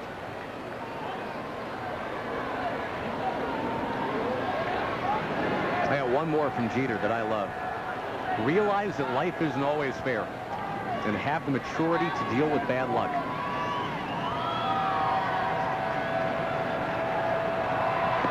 That's kind of what the Rangers are dealing with tonight. I mean, What was that pitch? a lot of pitches that seem to have the plate or not being called strikes. You can complain all you want to, but you got to find a way to get through this, come back and win this game. Well, he is not calling a high strike at all. That wasn't high. I don't know if it was inside, if it was outside, but definitely wasn't high. 2 on.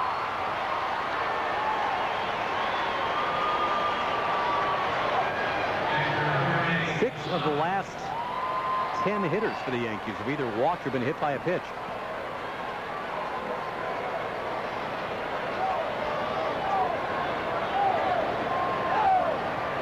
A-Rod has been on 3 times tonight without hitting the ball, Tom. They're screaming at him now, go, go, go. They'd have a great laugh if he did with Jeter at second base.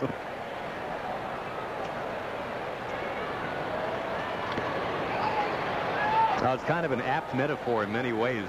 A-Rod just a little bit behind Derek Jeter right now. And you know, that's the thing. No matter what he does in New York to win the fans' approval, Derek Jeter's the man in New York. It's not that A-Rod's muscling in on his turf or anything like that, but, you know, Jeter's a team captain.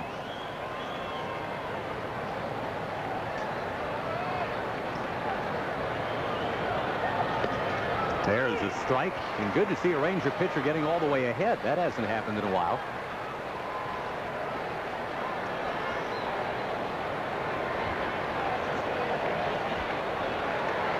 Posada, certainly a double play candidate, led the league in that department a couple of years ago. Strikeout is fine, too. First time Mayhay has thrown a first pitch strike, and he ended up throwing a second and a third right after that. Way out in front of that one. Good pitch by Mayhay. He's going to have to face a guy who's been a real tough out in the first 2 games of this series. Aaron Guile. He's playing a lot of right field with the injury to Gary Sheffield.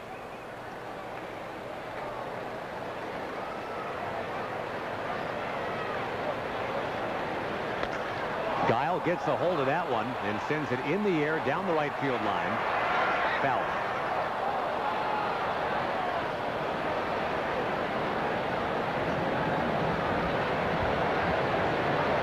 Again, Adam Eaton started tonight. His first start as a Ranger. He actually had a no-hitter until the last guy he faced in the game, Miguel Cairo, singled in 2 runs.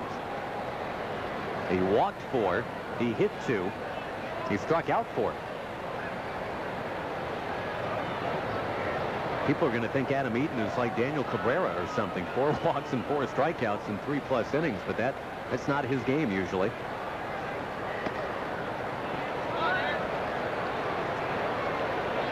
On the scoreboard, Tom, that great pitching matchup tonight. Santana against Contreras, Minnesota against the White Sox. That's a 1-1 tie in the 7th.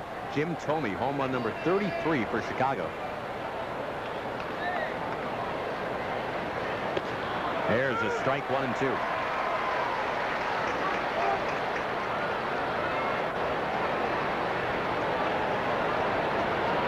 Again, the Angels are trailing at Tampa Bay 6-2. Rangers trailing here 3-2.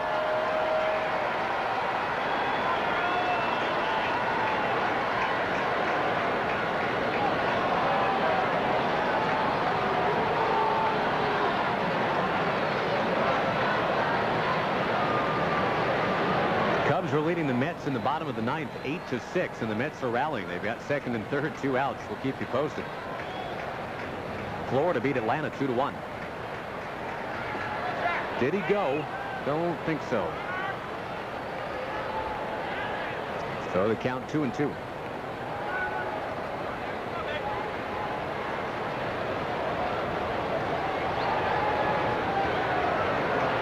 Rangers will have Barajas, then Matthews and Kinsler in the bottom of the 5th inning, setting up Michael Young.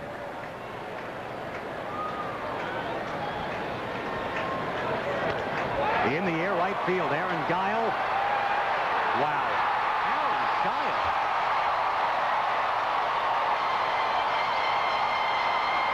More than A-Rod, more than Jeter. He's been the toughest out in the series so far. Well, Buck left Ronnie in to face the left-hand hitter. Unfortunately, it looked like he hung a slider to him. You see that a lot from the left-hand pitcher. You got to keep the ball away when you come with that slider to a left-hand hitter. They tend to bail just a little bit, and if you leave it on the inside part of the plate, you get it right in their hitting zone. And the ball stayed up, inside part of the plate. Instead of down and away, it's hanging belt high, and see you later. He couldn't play for the Kansas City Royals, but for the New York Yankees, he has become the everyday right fielder in the absence of Gary Sheffield, and he is killing the Rangers here in Arlington. Pitching change. Yankees lead by 4.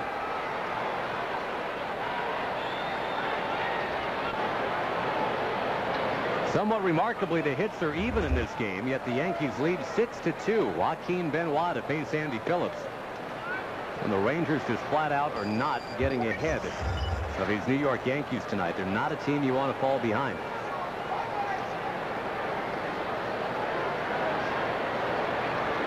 The art of the first pitch strike has deserted the Rangers tonight. Adam Eaton walked 4 and he hit 2 batters. Ron Mayhay walked a couple. Now here's Benoit going to 2-0 on Phillips.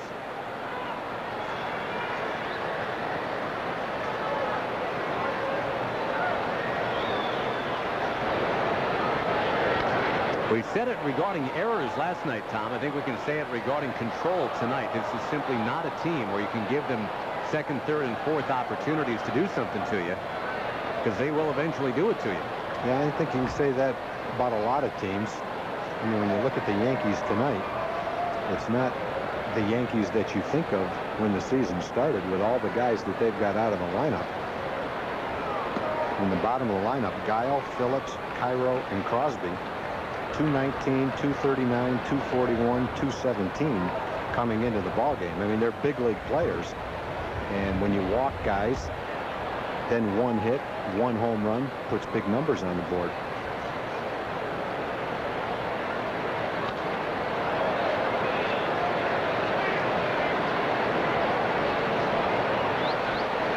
Well, the Rangers at a part of the season here, Tom. This is game number 101.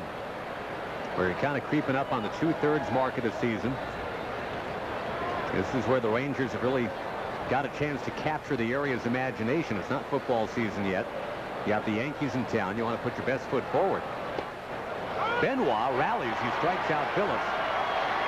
With a big 2-out, 3-run homer by Guile. The Yankees with all their runs with 2 outs tonight. It is 6-2.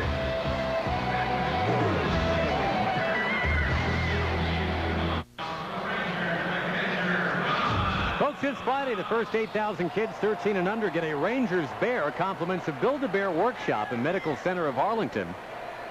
Call 817-273-5100 to get those tickets. And if you're interested in what you'll be adding to your stuffed animal collection, there's the Build-A-Bear right there. Whoa, we just lost one.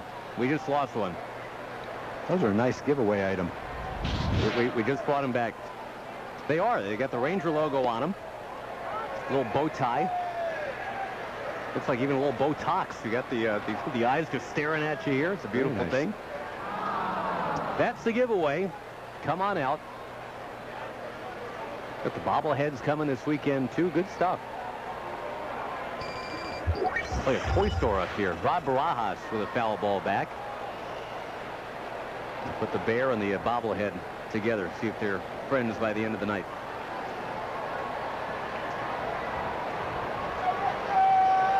Rangers need to start hitting now against Mike Mussina. Not always an easy thing to do. He's got the 7th best ERA in the league.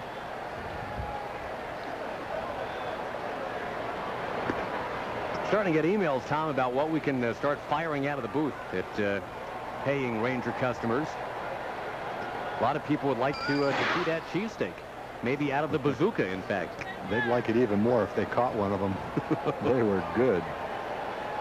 A couple requests for the bobbleheads to be chucked out of the booth. A little bit dangerous. I agree. A pitch outside to Barajas, 2-2.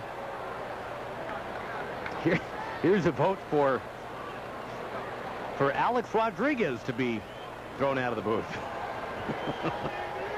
I don't think we can do that. I don't think Alex is a little too big to throw. And it's unlikely we can get him up here in the booth. Rod Barajas in the air, left field, into the corner. Can he tuck it in there? Yes! Home run!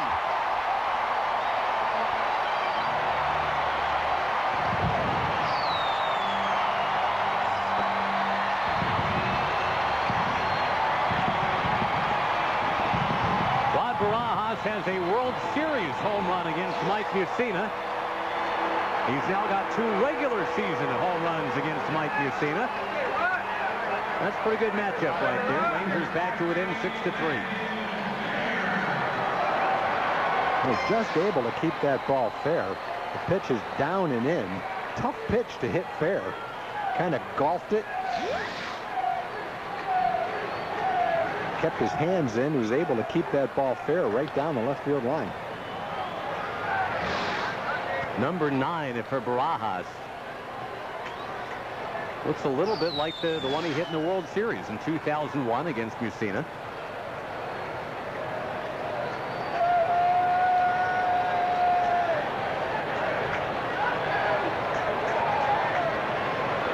The Yankees have won, if you don't know this, 26 World Series.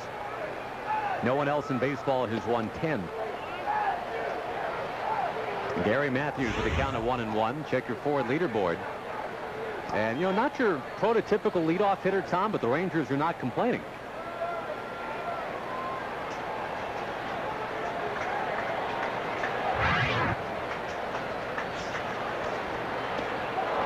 Matthews couldn't get that one. 1-2. Well, you look at Matthews, and what you want out of a leadoff hitter. You want somebody that can get on base, number 1. And Gary's on base percentage is .375. that probably compares favorably with the rest of the leadoff hitters. That wasn't one of the categories we just looked at, but I think for a leadoff hitter, the bottom line is your on-base percentage. This one bloops. Jeter is back, and he's got it. So when you take on-base percentage that compares with the rest of the leadoff hitters, and then you add the rest of it, the extra base hits, the batting average, the slugging percentage, all those numbers make him one of the best leadoff hitters in the league. And Johnny Damon is regarded as one of the best leadoff hitters in the league. Gary's on-base percentage is 6 points higher than Johnny Damon's this year. That's a good point.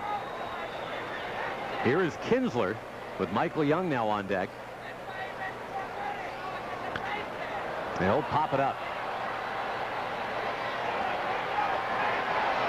Quite obviously, the big hit in this game, the 2-out, 2-strike homer by Aaron Guile in the top of the inning, a 3-run shot. So Barajas' homer here in the bottom of the 5th inning doesn't tie the game. It gets the Rangers to within 3.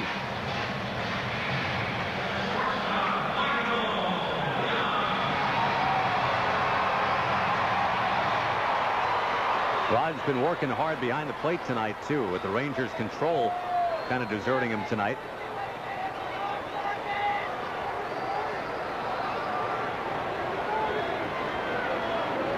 Here's Michael Young. Young with a walk in the 3rd. Big rip at the fastball here.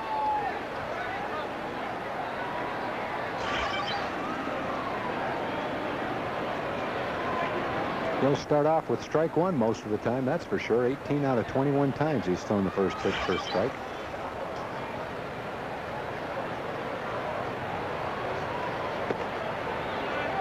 One ball, 1 strike the count to Michael Young.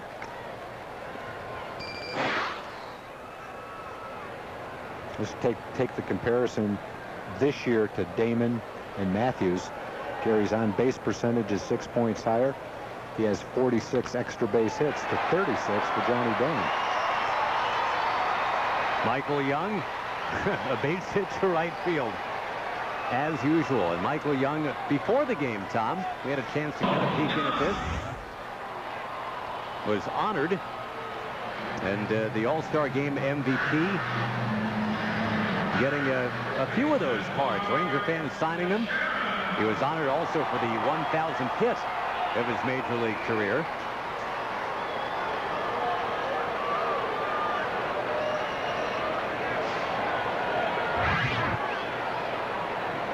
And that's the card that he won, by the way, for being the All-Star Game MVP. That's pretty sweet ride right there. That is nice.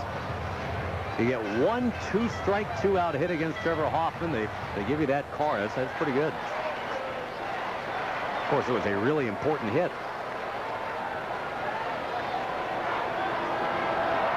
0-1 to Teixeira. Ooh, make it 0-2. And Messina's going to try to avoid pitches that he threw to Teixeira the first 2 times up when he hit 2 rockets right back through the middle, 2 line shots.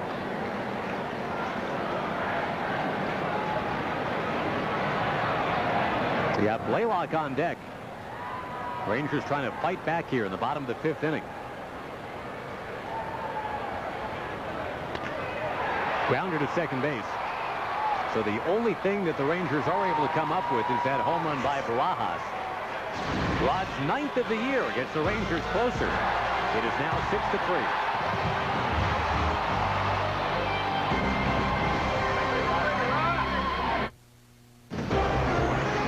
Texas Ranger Baseball brought to you by your Texas Ford dealers. Ford is the best in Texas.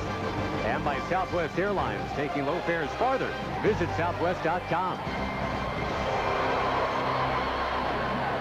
Got a big crowd here tonight to watch the Rangers and the Yankees. Texas had a 2-0 lead, but now it is 6-3 New York. Joaquin Benoit and Miguel Cairo. And the first one is fouled up into that big crowd. The other New York team has lost. Carlos Zambrano of the Cubs, Tom, getting credit for a win, and boy, he's 11-3 for a Chicago team that is not real good. Yeah, 11-3 for that team is pretty good.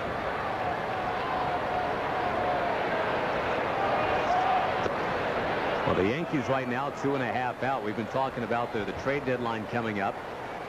Soriano is a popular name. There are other popular names out there, and I guess the question is there for the asking tag. Will the Yankees jump into the fray? They might. It depends what they're willing to give up. Cairo nails one foul. They obviously don't have much at the big league level they can afford to give up with all the injuries they've got. There's a nice final score. Tampa Bay came back to beat the Angels. The Angels have 51 wins. So do the Rangers. So do the A's.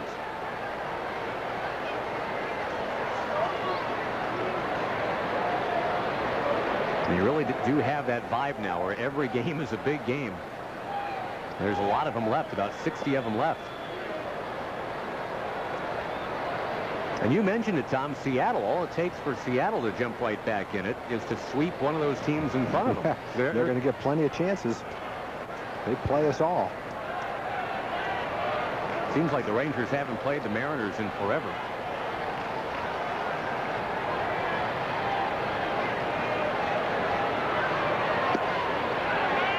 On appeal?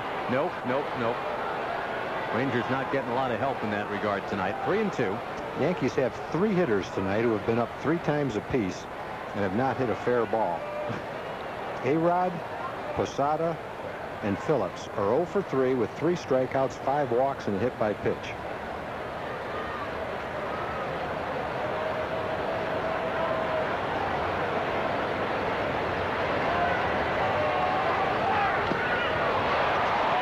Foul ball, still 3-2. The Rangers have out-hit New York 5-3.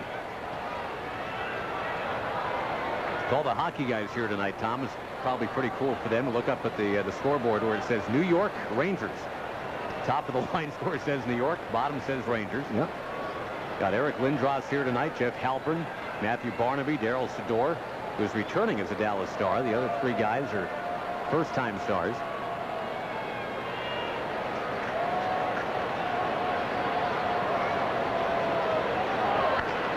Cairo hits it hard. Kinsler flags it down. Spins, throws, got it. Wow. Tough at bat for Cairo. Boy, he's been a tough out tonight. 2 of the Yankee hits have come with one with the bases loaded. The single by Cairo drove in 2, and then a 3-run homer by Guile. And Cairo hit that ball 1-hop shot. But Ian out in short right field makes a nice play. Cairo 1 for 3 now. Knocked in 4 runs in the 4th inning. 2 last night and 2 tonight.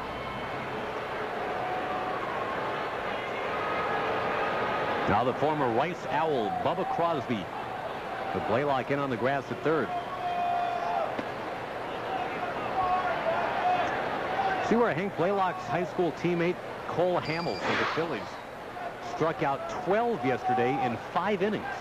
Gave up 7 runs. Struck out 12 and gave up 7 runs in 5 innings. Out of Rancho Bernardo High, just like Hank.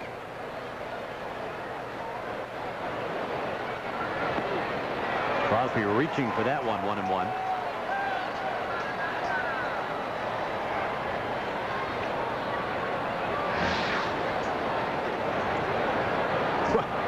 Some serious drop on that one.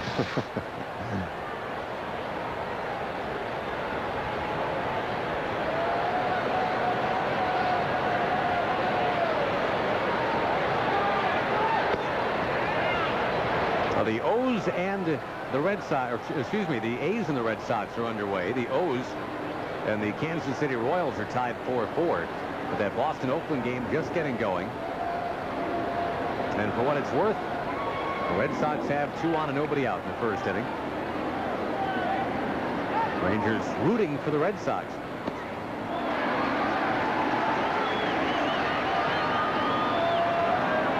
Boy, if Oakland gets completely healthy, things could change. Here's Benoit sizzling one on the outside.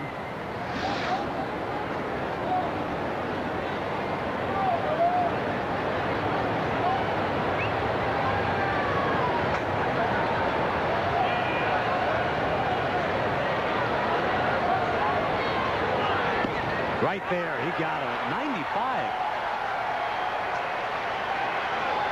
Benoit bringing the good stuff tonight. well-located fastball right there. Nice, smooth, effortless delivery. And 95 miles an hour right on the outside corner. Got Cairo. Got Crosby. Got Melky. Melky Cabrera's coming up next. 0 for 3. 2 strikeouts and a comebacker. Yesterday, remember, he had a single, a double, and a triple.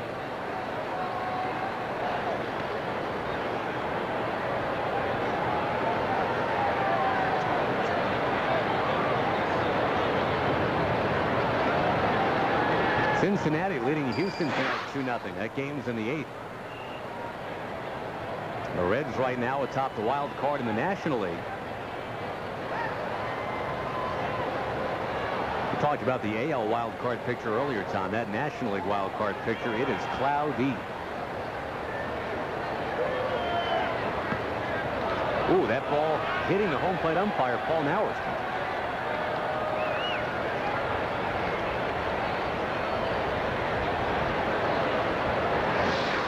Benoit's 2-0 on Melky Cabrera. I'm right in the armpit.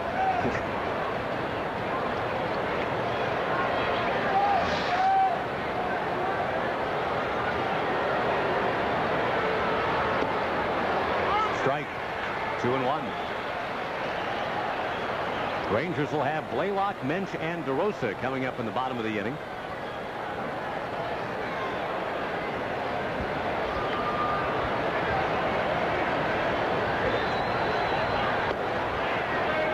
Tomorrow, the Rangers have John Reinecker on the mound against Jared Wright.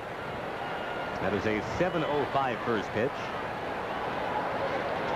Day off on Thursday, then the Royals come to town. Friday, Saturday, Sunday. There's Johnny Reinecker.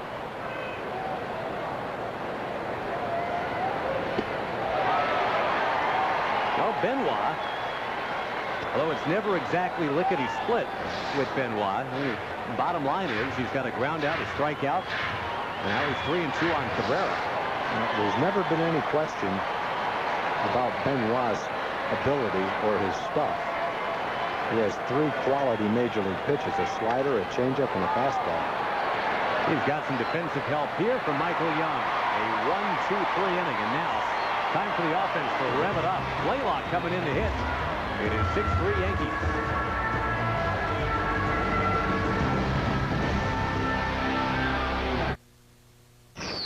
Time for the Sonic Slam inning, brought to you by Sonic, the jackpot. Up to $1,200 and tickets to a Ranger game and dinner for 2 at Sonic. Good luck to Shannon Hutto from McKinney. If a Ranger hits a slam this inning, we're giving away $25,000. You can register at any North Texas Sonic restaurant. Everybody riveted by the dot race results. A photo finish. Green was the winner, and there was much rejoicing in the booth next door. Apparently Ken Singleton was all over the green dot. Bobby Mercer apparently did not have the green dot. There's the great Yankee booth. A couple of great players right there, Ken Singleton and Bobby Mercer.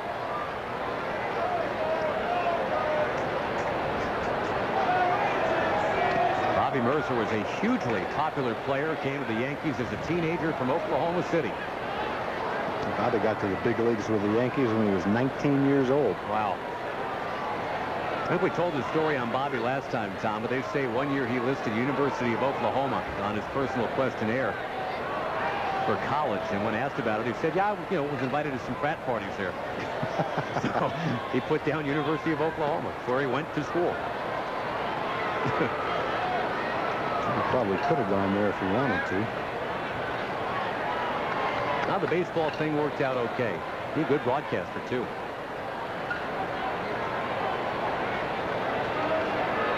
One-two, Mussina to Blaylock. Yeah, Bobby was a player that could play center field. He could run. He could throw. He had some power. He was a good player. The problem he had was trying to live up to the advanced billing that he was the next Mickey Mantle. No one could have done that. No one could have followed Mickey Mantle and been the next Mickey Mantle. But Bobby was an excellent player in his own right.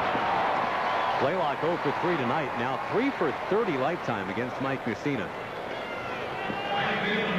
Mensch will come up next.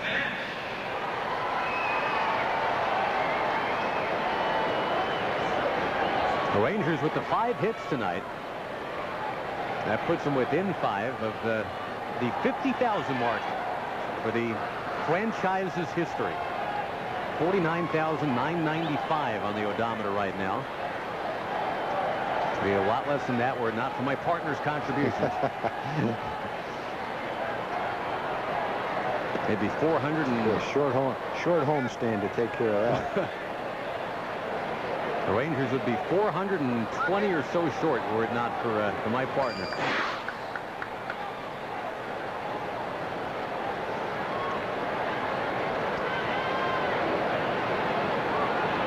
Kevin Mench has the batting average back into the 280s now. And he's going to ground this one to A-Rod. No fire. And whatever the criticism was about him apparently having the yips over there at third, we sure haven't seen it in this series. Nope, haven't even come close to seeing it. Well, sometimes you just go through a little bit of a slump, and for Alex, going through a slump in New York is probably not the same as some other player going through a slump. It's scrutinized, it's analyzed, it's regurgitated 1,000 different ways. He doesn't look too worried about it, though.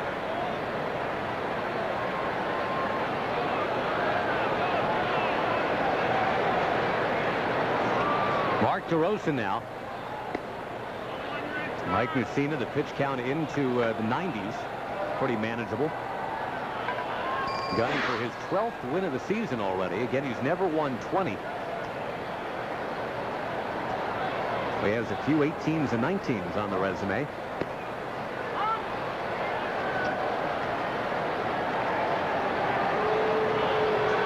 Cleveland leads the Tigers 12-7 in the 9th inning. So if the Tigers are going to rally, they're going to have to do it in a hurry. Inside it, hit DeRosa. It's one of those games where you're going to look at it and say, man, were there like beanball wars? Was there a brawl? There have been 3 hit batters in this game, but no, nothing close to that. Just some incidental contact. He checked his swing. It looked like it hit his back, his right forearm. Just kind of glanced off him and went down. Ron Vallone is ready in the bullpen. You might remember when Mussina pitched here back in May. He was taken out of the game with an 8-1 lead. And the Rangers very quickly stormed back to make it 8-7 as soon as he left.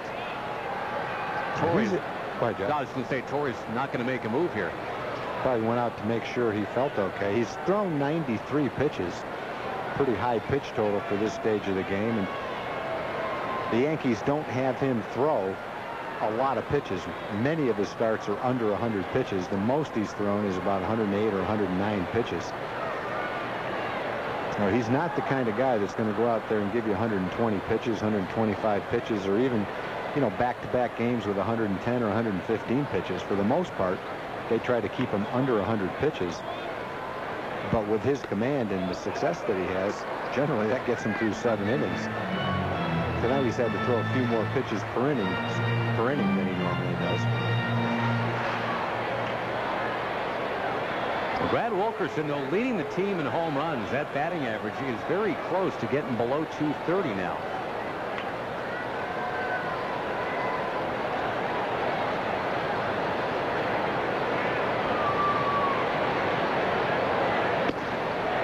He's behind 0-2.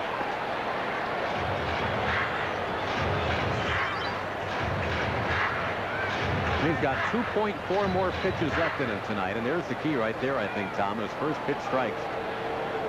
Yeah, even with all those first pitch strikes, he's still at 95 pitches in the 6th inning. I mean, that's not an alarming amount of pitches.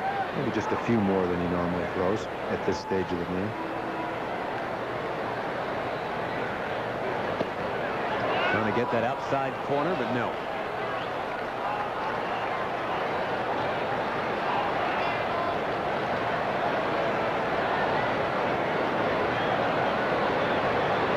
No major trades have been made yet tonight. A couple of minor ones we can tell you about later. Again, the trade deadline is a little less than a week away.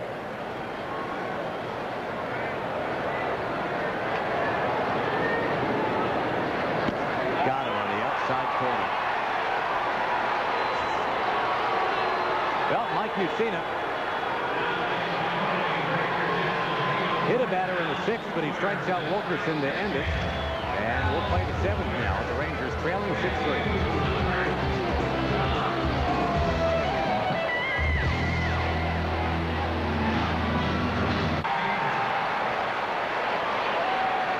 Rangers and Royals with a 3-game series starting Friday.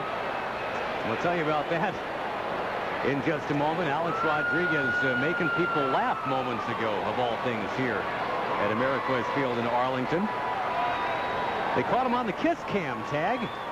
They, I guess, challenged him. They threw down the kiss gauntlet. It was nice to see Alex smile and have a little fun. You'll notice there are no actual females in the dugout, but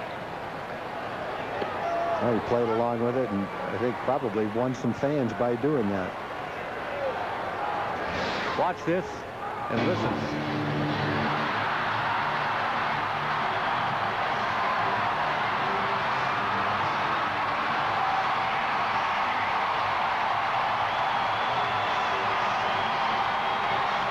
Turned some boos to cheers right there. And all it took was kissing an unsuspecting teammate.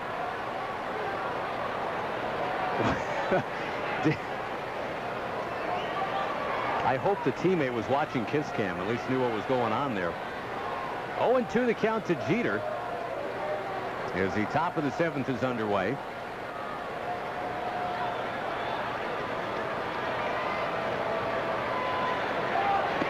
Oh, Benoit's not missing by much. And again, that Paul Nauert strike zone tonight. Not an easy one to find sometimes. Not an easy one to figure out either.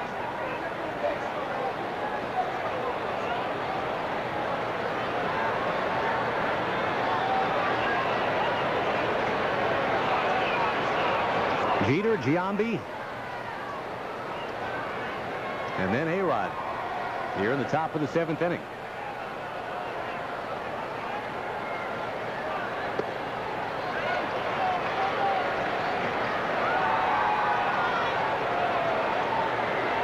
Again, the stuff, as always, very good with Benoit. The pace with Joaquin is a little slow.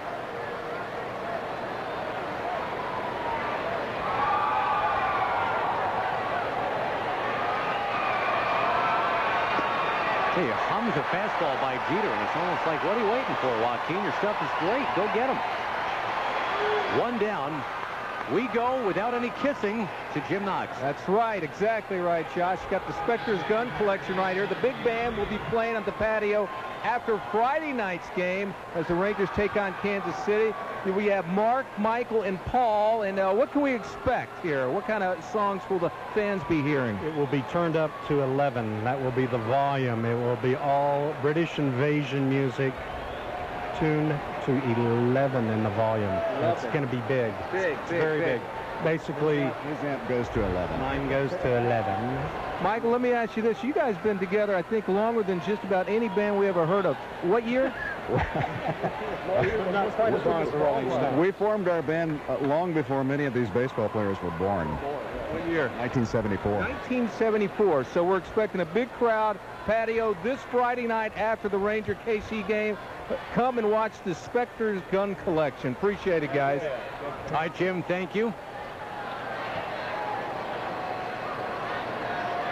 Benoit to Giambi, and quickly, well, not quickly, but 0-2 the count to Giambi. Jeter's already struck out. Now Giambi. And the kissing bandit on deck, Alex Rodriguez.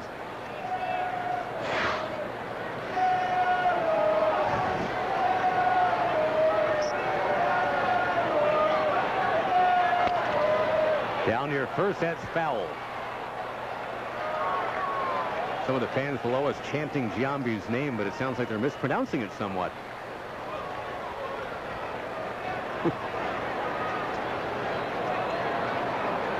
Giambi's hit the ball in the air 3 times tonight, 0 for 3. Former Oakland A. And the A's, by the way, trailing Boston 2-0 in the first inning. That's some good news.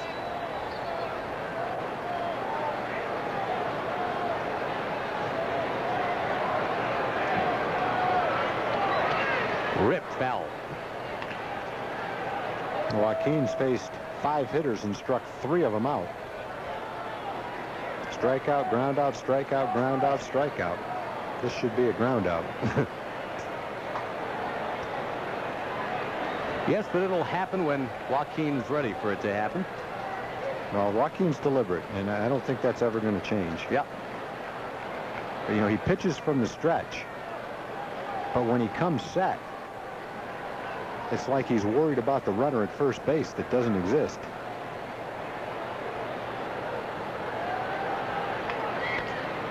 Another pop-up from Giambi. Blaylock pounds the glove and puts it away. And A-Rod coming up. Let's see if he did turn any boos to cheers with the antics in between innings. Will be announced right now.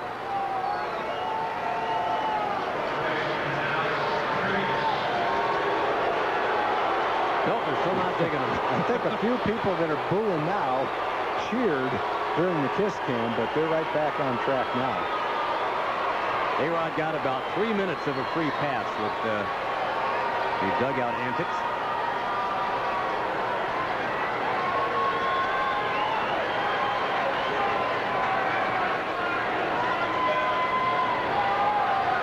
Alex has been hit by a pitch and he's walked twice in the game. Rod Barajas continues to get baseballs off the mask, off the chest protector, off of other things. He's checking to see if it's bent in any way that's going to cause him a problem. The mask, right? You know, you could have that mask hit so hard that it was bent, and it might block your vision a little bit. You definitely don't want to make sure that a ball doesn't fit between the between the lines. That'd be rather cartoonish. Well, Benoit right there, 0-2. Oh, he's throwing the ball great tonight. No base runners, 3 strikeouts. Rangers will have 9-1-2 in the order coming up in the bottom of the 7th, and it could be against a different pitcher finally. They've not had a lot of luck against Mussina.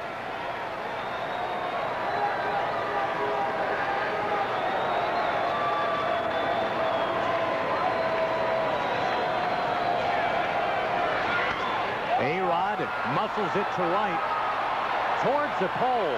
It is barely foul, and it stays 0-2.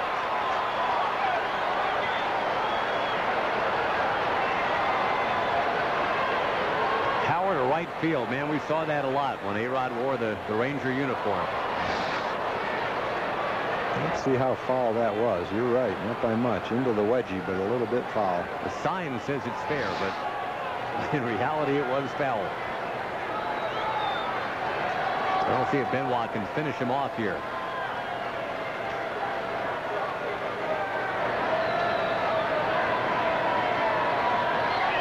Yes, he can. A-Rod strikes out.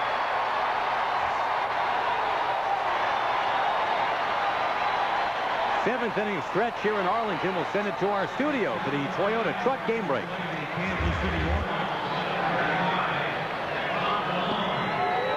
Here's your Chevy game summary as we get to the bottom of the 7th inning. Adam Eaton did not allow a hit until the very last pitch that he threw. His Texas Rangers debut was tonight. 4 walks the issue, though.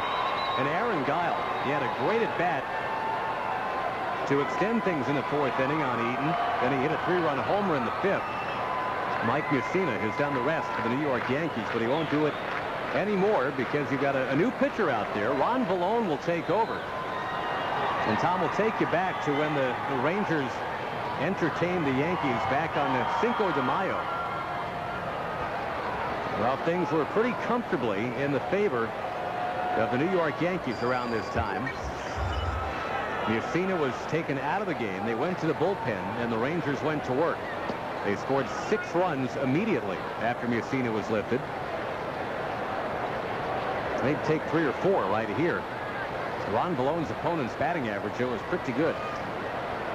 Yeah, Ron's been around for a long time. He's pitched in a lot of different roles. He's been a starter, a closer, and everything in between. Still getting the job done in a nice way for the Yankees. ERA and the opponent's batting average, both 201. Not doing the first pitch strike thing. In fact, the first 3 have missed. Rod Barajas last time against Mussina. That's 3 home runs for Barajas off Mussina in 15 career at-bats, including the World Series.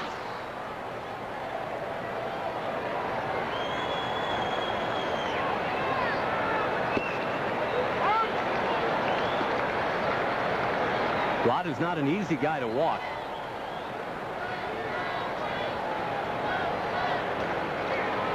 Trying to get on base here, turn it up to the top of the order.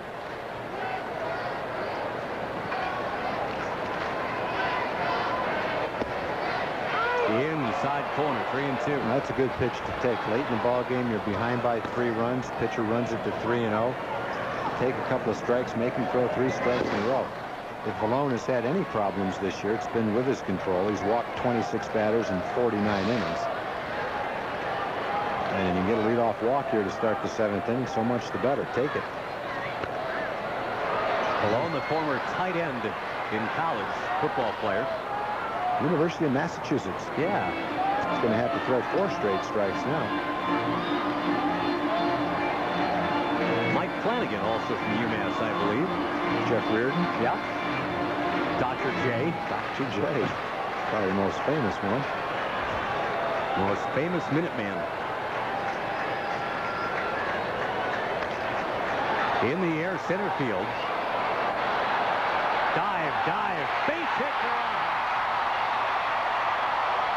Looks like Crosby got a bad jump on that ball. I'm not sure he took a step back, but he was either playing very deep or he got a slightly bad jump. Couldn't quite get to it. Looked like an out off the bat, but it turned out to be a well-placed bloop single.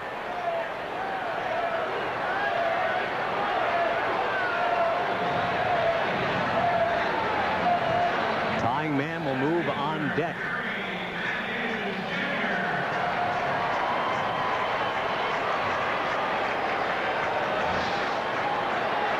Gary Matthews Jr. now top of the order. Couple of hits yesterday, Tom. 1 for 3 tonight.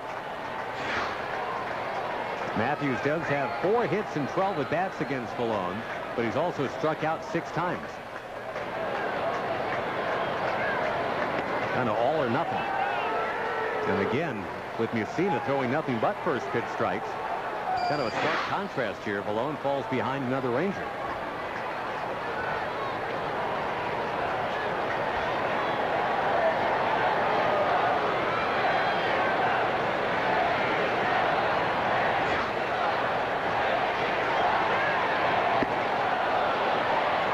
Again, the Angels have already lost tonight. And in the 2nd inning, the A's are trailing. Boston leading 2-1 out there. Rangers at one point tonight here had a 2-0 lead, but then the Yankees 3 in the 4th and 3 in the 5th. Barajas with a homer to cut it to 6-3, and he's now the base runner.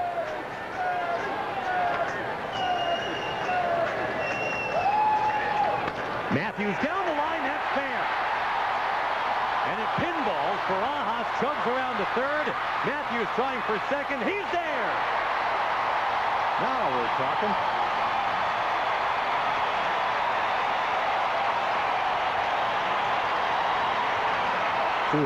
Two more hits for Gary tonight. Another double. Jay Torre's seen enough. Well, again, you go back to that Cinco de Mayo game. Mussina was pitching a gem. Torre went to the bullpen, and the Rangers went to work. They're in the process of doing that again. Valone has failed. Proctor, who pitched last night and pitched very well, will come on. And you've got a couple of guys who know how to get it done coming up next. You've got the rookie Kinsler and Michael Young to follow in a 6-3 game. We'll be right back.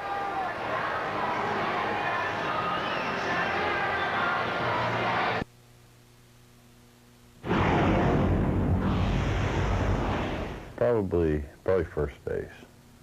You get a lot of action over there too. Kevin Millwood grabbing life by the horns, brought to you by Dodge, where we grab life by the horns every day. Millwood, a 6-2 loser yesterday. The Rangers trailing 6-3 tonight, but they are trying to rally. Second and third, and nobody out. Scott Proctor came on yesterday, struck out the man he's about to face right now, Ian Kinsler. But after Kinsler, it's Michael Young. Michael Young belted a single off of Proctor yesterday.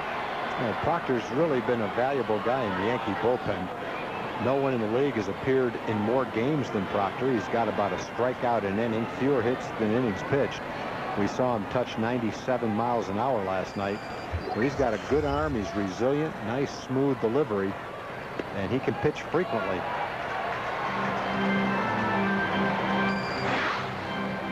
Again, on the date of 5-5, the Rangers, after Mussina had left the game, got real busy against the Yankee bullpen. That's what they're trying to do now in July. Mussina going 6 innings and holding the Rangers down to 3 runs, the definition of a quality start. Somewhat incredibly, Tag, the Rangers are out hitting the Yankees 7-3. There have been only 10 hits total in this game. But right now, New York on top. One of the runs Mussina gave up was an unearned run.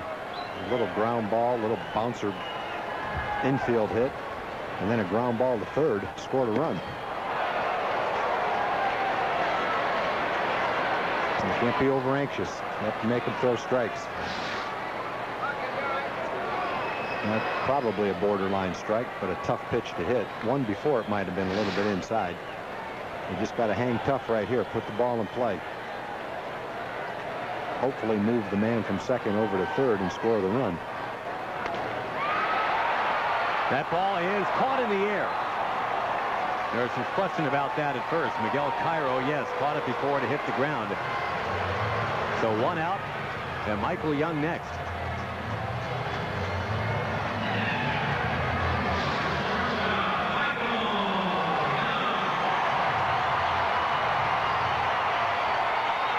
Well, with runners in scoring position, there's no one you'd rather have up there. Michael Young, a .408 hitter in that situation this year. Was one of the top hitters in that situation last year.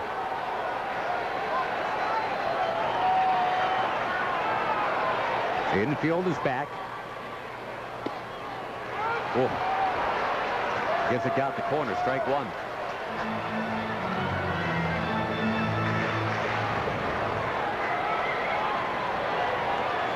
The batting average overall is very good, .312, but almost 100 points higher when there are guys to bring in.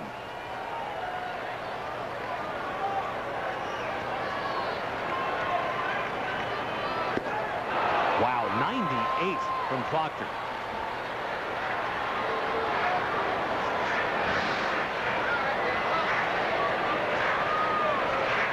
High cheese right there for Young. I'll take you back to the All-Star game, Tom. Down 0-2, couple men on, big spot. Michael Young came through. Well, based on what we've seen over the years, this is kind of a situation where Michael's got him right where he wants him.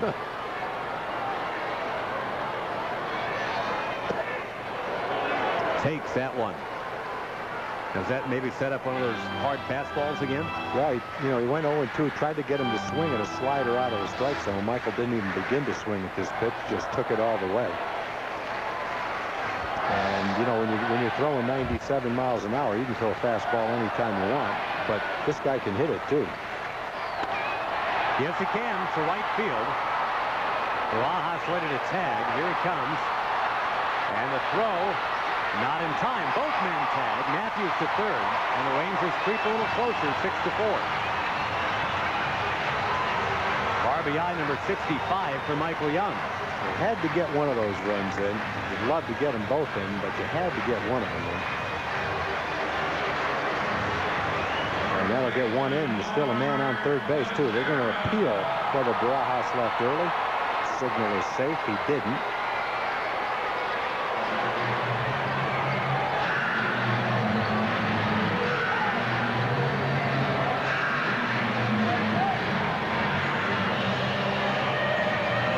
Teixeira will bat now as a tying run. And Tex does have a home run against Scott Proctor.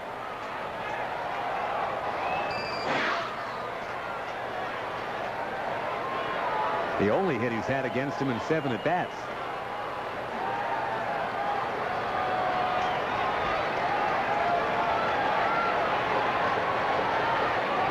Mark hit a long one yesterday.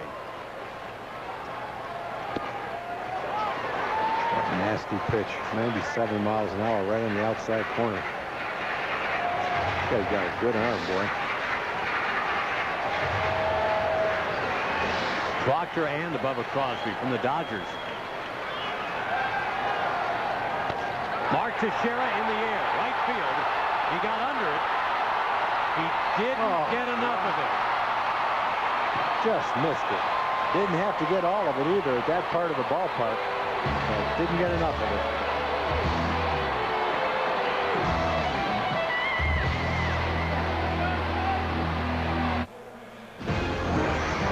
Texas Ranger Baseball brought to you by your Texas Chevy dealers, Chevy and American Revolution.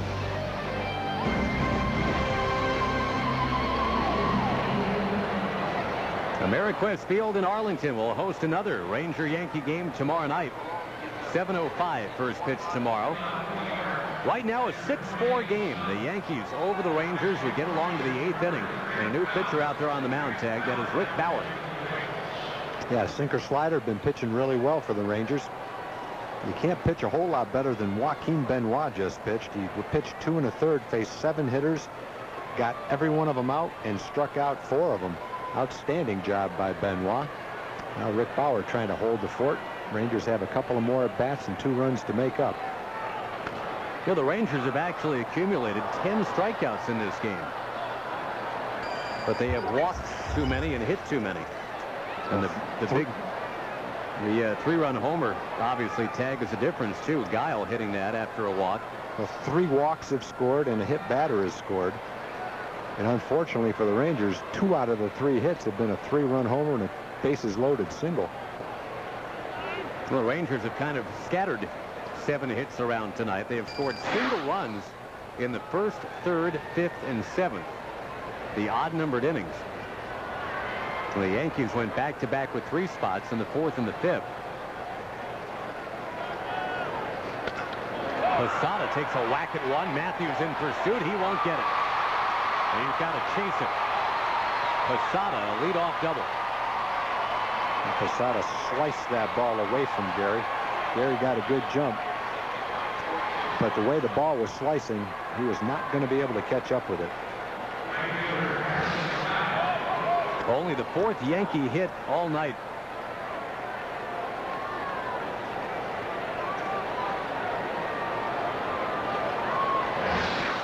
And now the guy who has really been the difference in this game and had a big impact yesterday too, Aaron Guile to the plate.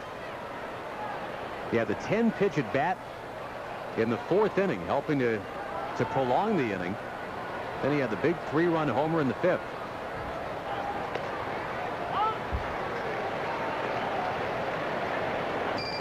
Native Canadian, late-round pick of the Angels back in 1991. He had 1 good year with the Royals, then had some vision problems. Spent pretty much all of last year at AAA Omaha.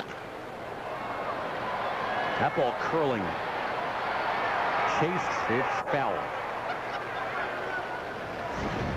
Here's what Guile did off Mayhay on a pitch that unfortunately hung right there for him. As a pitch Ron, I know, would like to have back and try again. He wanted to throw that slider down and away, but it spun on him and stayed inside. And Guile hit it out of the ballpark. The pitch he hit off Kevin Millwood last night was a fastball on the inside part of the plate. So it looks like that area of the strike zone is a part of the plate he likes.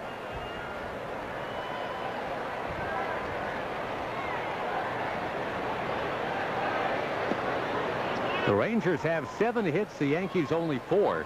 The Rangers have scored in 4 innings. The Yankees have scored in only 2 innings. But what's important is what you're looking at right there, 6-4 New York.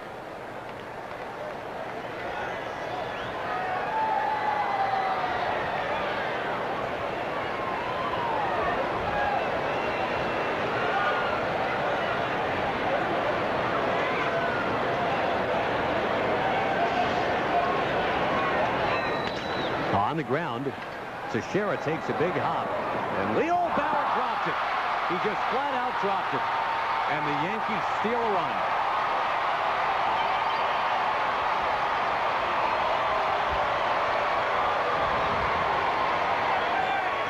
Well, the sloppy play continues, unfortunately, to catch up with the Rangers in this series. Well, Dial pulled the ball on the ground, which you want to do in that situation with a man on second base, so he has moved the man to third base.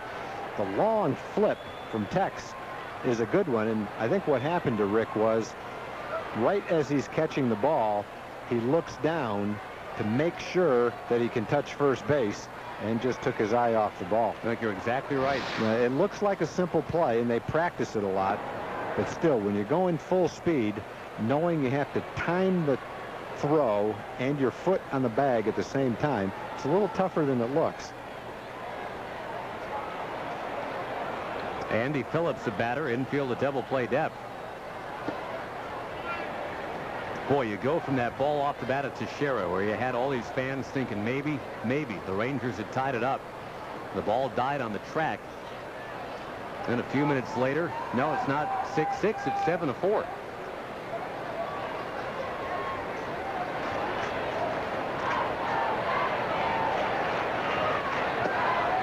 Seven, 4-1 for New York, 4-7-1 for Texas.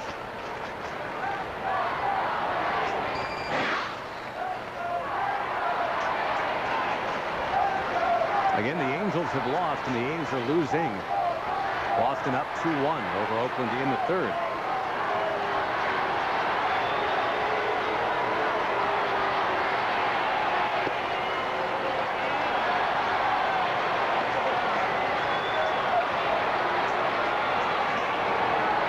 Rangers got swept by the Yankees here back in May. They split with them in a 4-game series in the Bronx a little bit after that. There's a strike.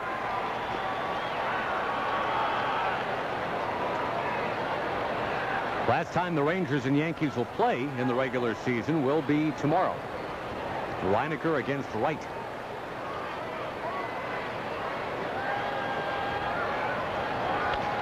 There's the ground ball that Bauer wanted. Little frisbee toss. Young avoids the incoming runner. And a slick double play. That 5 and dime combination. Kinsler and Michael Young, 5 and 10. 2 down.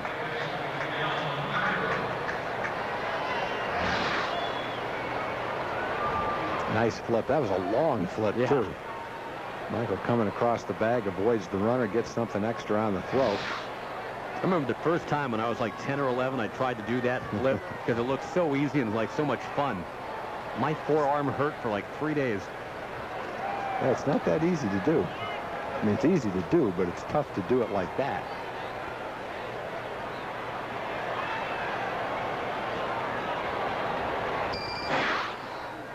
Miguel Cairo, that big 2-run single in the 4th inning.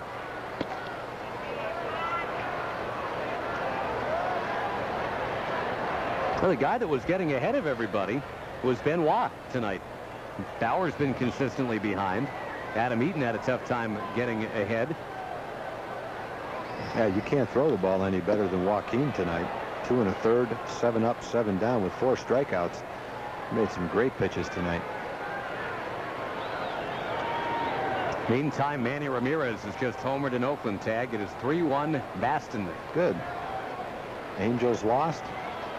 Hopefully the A's will lose. Hopefully the Rangers will come back and win.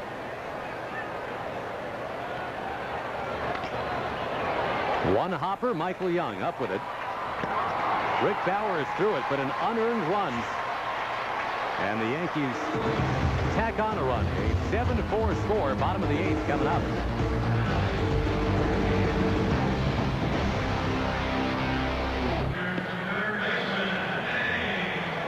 7-4 our score, and yes, you could win a free home in the Agua Dulce home sweepstakes.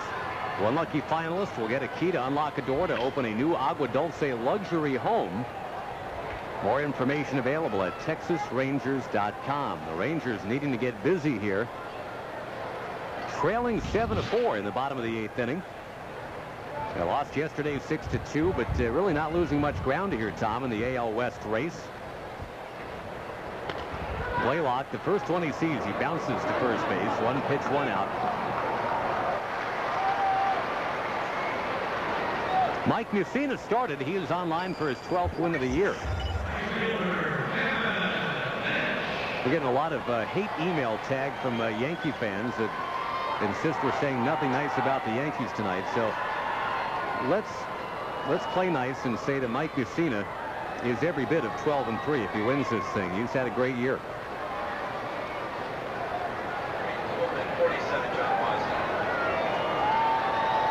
But sorry, folks, I don't think there's going to be any rooting for the Yankees from this booth tonight.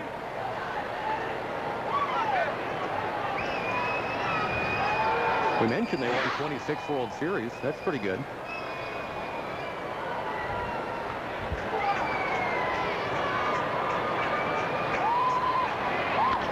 Minch pops it to right. Boy, has 3 pitches. And just like that, 2 down. Mark DeRosa coming up next.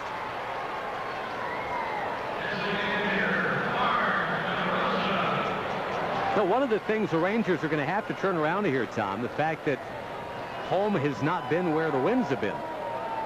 If they don't win this one, they go to 2 games under 500 at Ameriquest Field.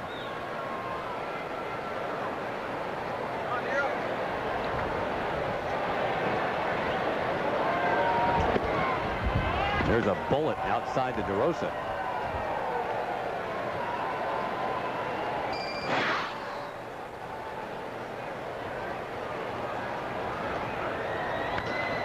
Now DeRosa's going to pop it to right.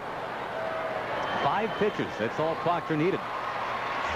The Rangers cannot score in the 8th. 7-4, 9th inning coming up on my 27th.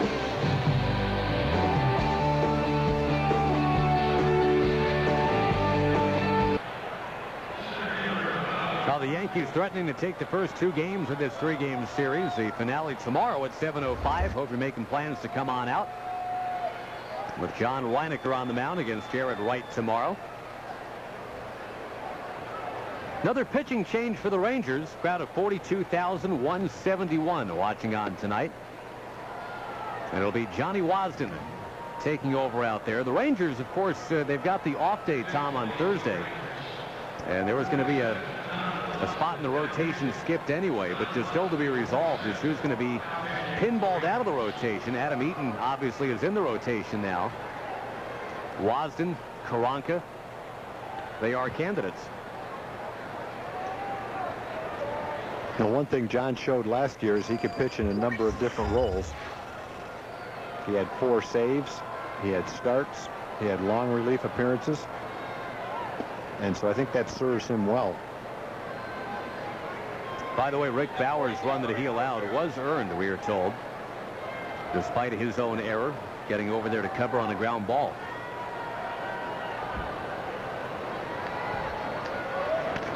Bubba Crosby cuts it 1 and pops it way up there. Mark Teixeira running, makes the catch.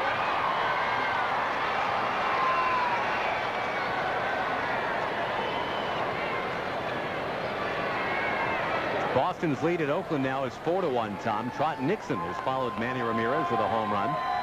Well, and the Twins beat the White Sox, too. They're only a game behind the White Sox for 2nd place in the Central. And that's something. Santana out-dueling Contreras tonight. And I can remember Josh about a month ago saying, well, you know, it's too bad that Minnesota dug such a hole for themselves. No matter how well they play, they're probably going to be out of it. And they kept playing well, and they're right back in it. Well, you never know, boy. They're about to go to, well, they have gone to 33-8 in their last 41 games. They have now gained a total of 3 games on the Detroit Tigers, but yeah, they've gained a lot more than that on Chicago. Now, after tonight, now the Minnesota Twins are 58-41. The Yankees coming into the game are 57-40, so they're essentially right there with the Yankees, right there with the White Sox. If the Twins do make it to the postseason, and you only really need 3 starters, obviously, in a playoff series. Man, if 2 of those 3 indeed are Santana and Liriano, look out. I would not want to play the Twins. Ripping a foul by Cabrera. Got Toronto leading Seattle tonight 3-0. We keep kind of conveniently forgetting that the Mariners are only 3 games out in the West. That's Roy Halladay pitching tonight for Toronto.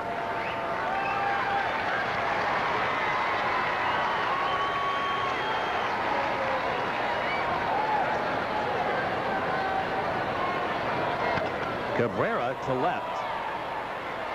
And boy, right now, Tom, you know, you hate to say it, but the difference in the game is basically one pitch. A slider that hung, that Aaron Guile hit out just a couple rows back in right field. But 7-4 our score. That 3-run home run hit with 2 outs back in the 5th inning. That's the game right now. Well, that was a 2-out hit. In the 4th inning, there were 2 outs and nobody on when the 3-run rally started. 3 walks, a hit batter, and that big single by Cairo up the middle. The bases loaded. That 4th inning, it took 6 pitches to get the first 2 outs. It took 41 to get that final out. There's a foul by Jeter. Now it doesn't get any easier. Rivera getting ready. A future Hall of Fame closer. Another nice job by Proctor. Proctor pitched an inning in last night's game. He's pitched 2 innings in this game, 6 up, 6 down. Nice to have a guy like that in your setup role. Jeter eyeballs strike 2. The Rangers will have 8-9-1 in the order due up in the 9th inning, meaning if a couple guys get on, you've got the real good part of the order with Kinsler, Young, Teixeira, Blaylock.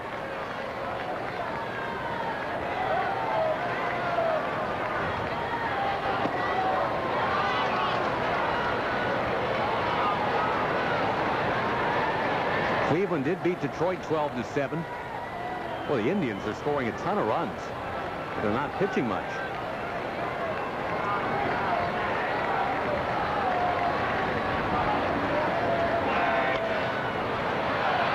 This ball popped and headed out of play. So we mentioned earlier, Tom, there were a couple of minor trades pulled off in baseball tonight. The Milwaukee Brewers apparently still think they're a viable candidate in that wild card pursuit, if not the NL Central pursuit. They made a deal to get Tony Graffinino to shore up their infield. The Dodgers got Elmer Descends today. LA getting a little pitching. There's a foul by Jeter.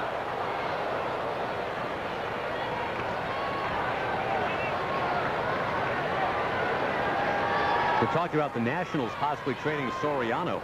If they were going to move Jose Guillen, they can't do it anymore. He just went in for surgery. Now they put Jose Vidro on the DL too. You know who could play second base for them now? Soriano. After all that. He's actually done a pretty good job in left, though. Well, you know, it's not surprising. I mean, once he got over the fact that he was going to have to play left field, with his talent, I mean, his physical ability, he can run, he can throw, he's a great athlete. No reason why he can't learn to play left field. And if anything, at the end of the year, he'll make himself more valuable. Some teams might want him as an outfielder. Some teams might want him as a second baseman. The versatility will just make him that much more attractive to more teams. One thing that really makes him attractive, though, is not where he plays. It's what he does when he gets in the batter's box or on first base. Up high to Jeter.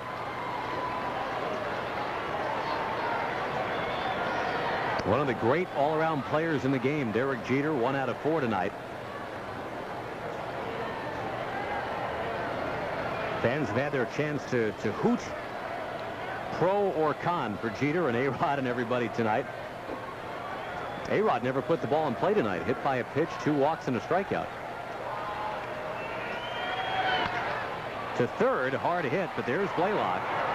Now the Rangers have that opportunity. They'll need 3 to tie, but they've got to do it off that guy. It's 7-4 New York.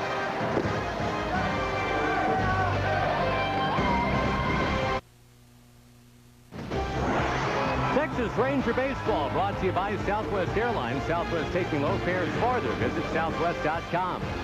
By Taco Cabana, real Mexican, real good. And by your Texas Ford dealers, Ford is the best in Texas.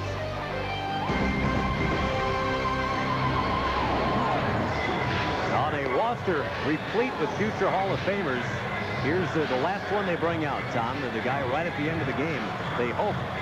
That is Mariano Rivera, who's been good on 23 out of 25 save opportunities this year. He's allowed just one home run.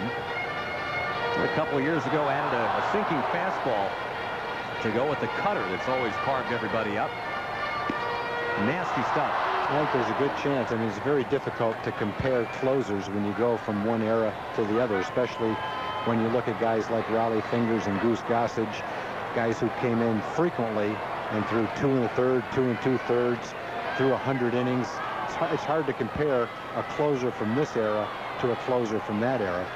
But when it's all over and done with, I think there's a pretty good chance 25 years from now, when you look back at the closers in the game, that Rivera will be regarded as the all-time best. And you can argue for a lot of other guys and have a legitimate argument, but I don't think many people would argue that he's not certainly one of the very best when you look at what he's done in postseason play. Yeah, at one point it was 25 consecutive saves in the playoffs, and most of those were beyond the usual one inning of work. The streak wasn't derailed until he basically made his own mistake to do it. Yeah, if he threw that ball straight to second base, that's a World Series championship for the Yankees. 2001 World Series, a throwing error on the bunt right back to him, set up the two-run rally. Luis Gonzalez, the hero. The end of the dynasty, some suggested. They have not won a World Series since then. But they have won 26 of them, though, and there's a lot of teams, the Rangers included, that would like to have just a smidgen of those. Here's what you're talking about, Tom. Some of the great ones of all time.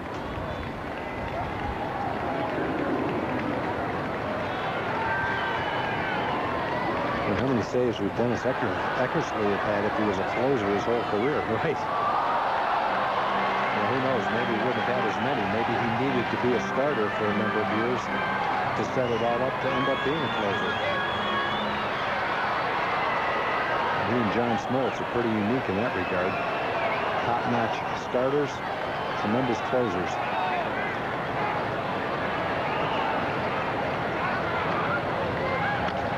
Wilkerson fouls another one. Rivera, you know, it's pretty much a matter of taking care of the guys that he should be taking care of. He never gets beaten by the bottom of the order usually. When you do see him not knock down a save, well, you might see some beefy number 3 or 4 hitter come through with a big double or home run.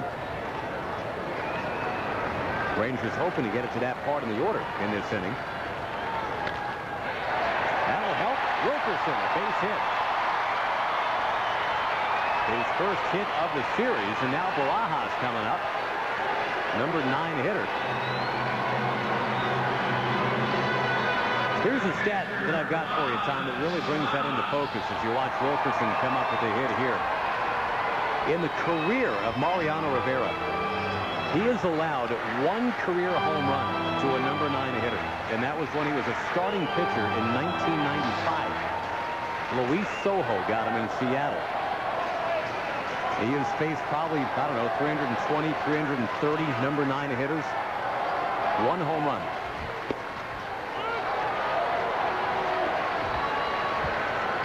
Of course, Barajas is a guy with pop at the bottom of the order. And tends to hit the ball in the air.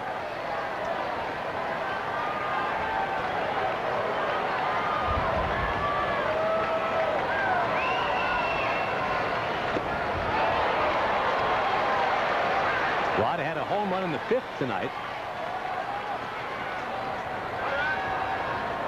And he blooped a single into center field in the 7th.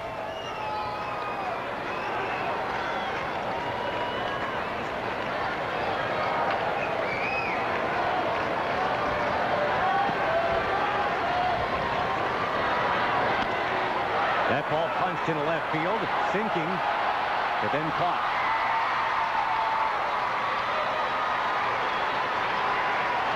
Top of the order now, Gary Matthews Jr.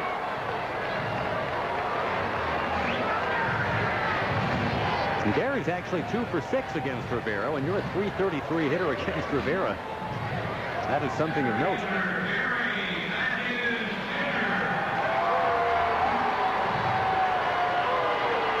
Again, you're not likely to go all extra base hit on Rivera. You might get him for a single or two.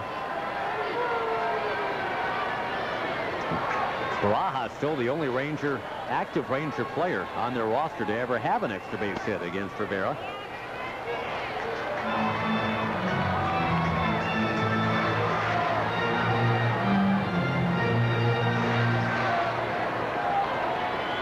You're just craving a base runner right now.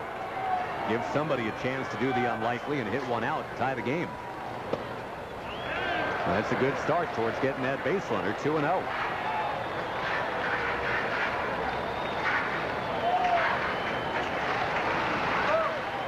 Rivera's only walked 9 batters in 53 in the 3rd innings.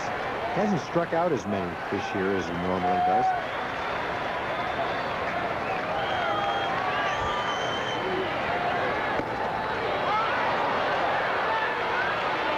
Two and 1. Boy, on a night tag where the Rangers have 4 hits at the Yankees. They're trailing 7-4.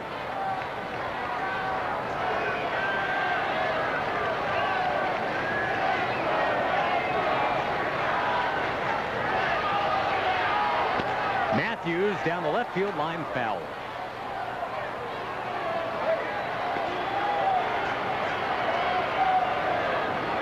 So from 2-0 to 2-2. Kinsler on deck, and then it would be Michael Young. Again, the Rangers, when the game was 6-4, they had a chance to tie it. Teixeira got just under one.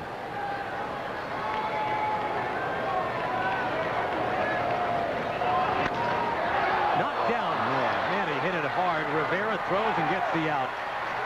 And Gary Matthews, one of the hardest hit balls that we have seen all night, but it was right back to Rivera. It's kind of like the one Mark DeRosa hit back through the middle that was knocked down the other day. Gary making a bid to make it 2 men on, put the tying run at the plate. Got a fastball that stayed pretty straight. I don't know if that was a cutter or not, but it didn't come in on him. Stayed right over the middle of the plate, and he hit it sharply. In fact, he smoked it. And a nice play by Rivera. Knocks it down, gets the lead runner.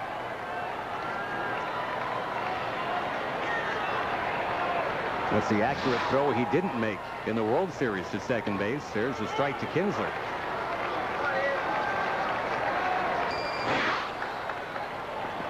Trying to get it to Michael Young, but Kinsler's going to have to reach.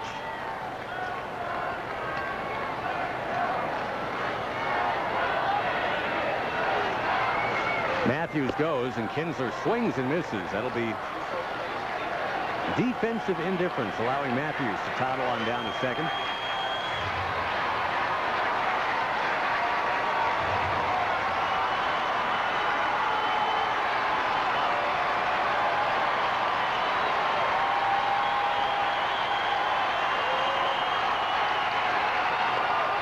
Rivera finishes the job. And tonight, the Rangers, having out-hit the Yankees 8-4, lose the game 7-4. The difference, a homer by that guy, Aaron Guile. Not A-Rod, not Jeter, not Giambi, not Posada. Aaron Guile helping Joe Torre's team to the win. And the Rangers at least take solace in the fact that the Angels have lost and the A's are currently losing, Tom. Well, you know, it was a game that was there to be won. The Rangers didn't necessarily pound the ball, but they scored 4 times in the game. Unfortunately, they had a couple of innings where walks and a hit batter 4 times scored. It was 2 big hits for the Yankees. They only had 4 hits, but one of them was a 3-run homer. One of them was a bases loaded single, and that accounted for 5 of the 7 runs. The Rangers stealing a run. We'll show that to you as part of our Whataburger play of the game. Gary Matthews Jr. never did stop running on this. And this gave the Rangers a 2-0 lead. Unfortunately, from there, if you're a Ranger fan, you didn't see a lot else that went right. Again, that final tonight, the Yankees 7 and the Rangers 4. That's our Whataburger play of the game. So tomorrow, hopefully the Rangers can get this thing turned around. They lose the first two on the homestand here to New York. For Tom Grieve, Jim Knox, and our entire crew, Josh Lewin saying good evening and reminding you to join us tomorrow at 7 on FSN Southwest. Our next My 27 telecast, Friday, 7:30, the Rangers against the Royals. Tonight's game was produced by Kurt Dykert and directed by Dave Burchett. Associate producers Kelly Donaldson and Eric Josephson. Again, the final tonight, Yankees 7, Rangers 4. Stay tuned. Fox News Wrap coming up next on My 27.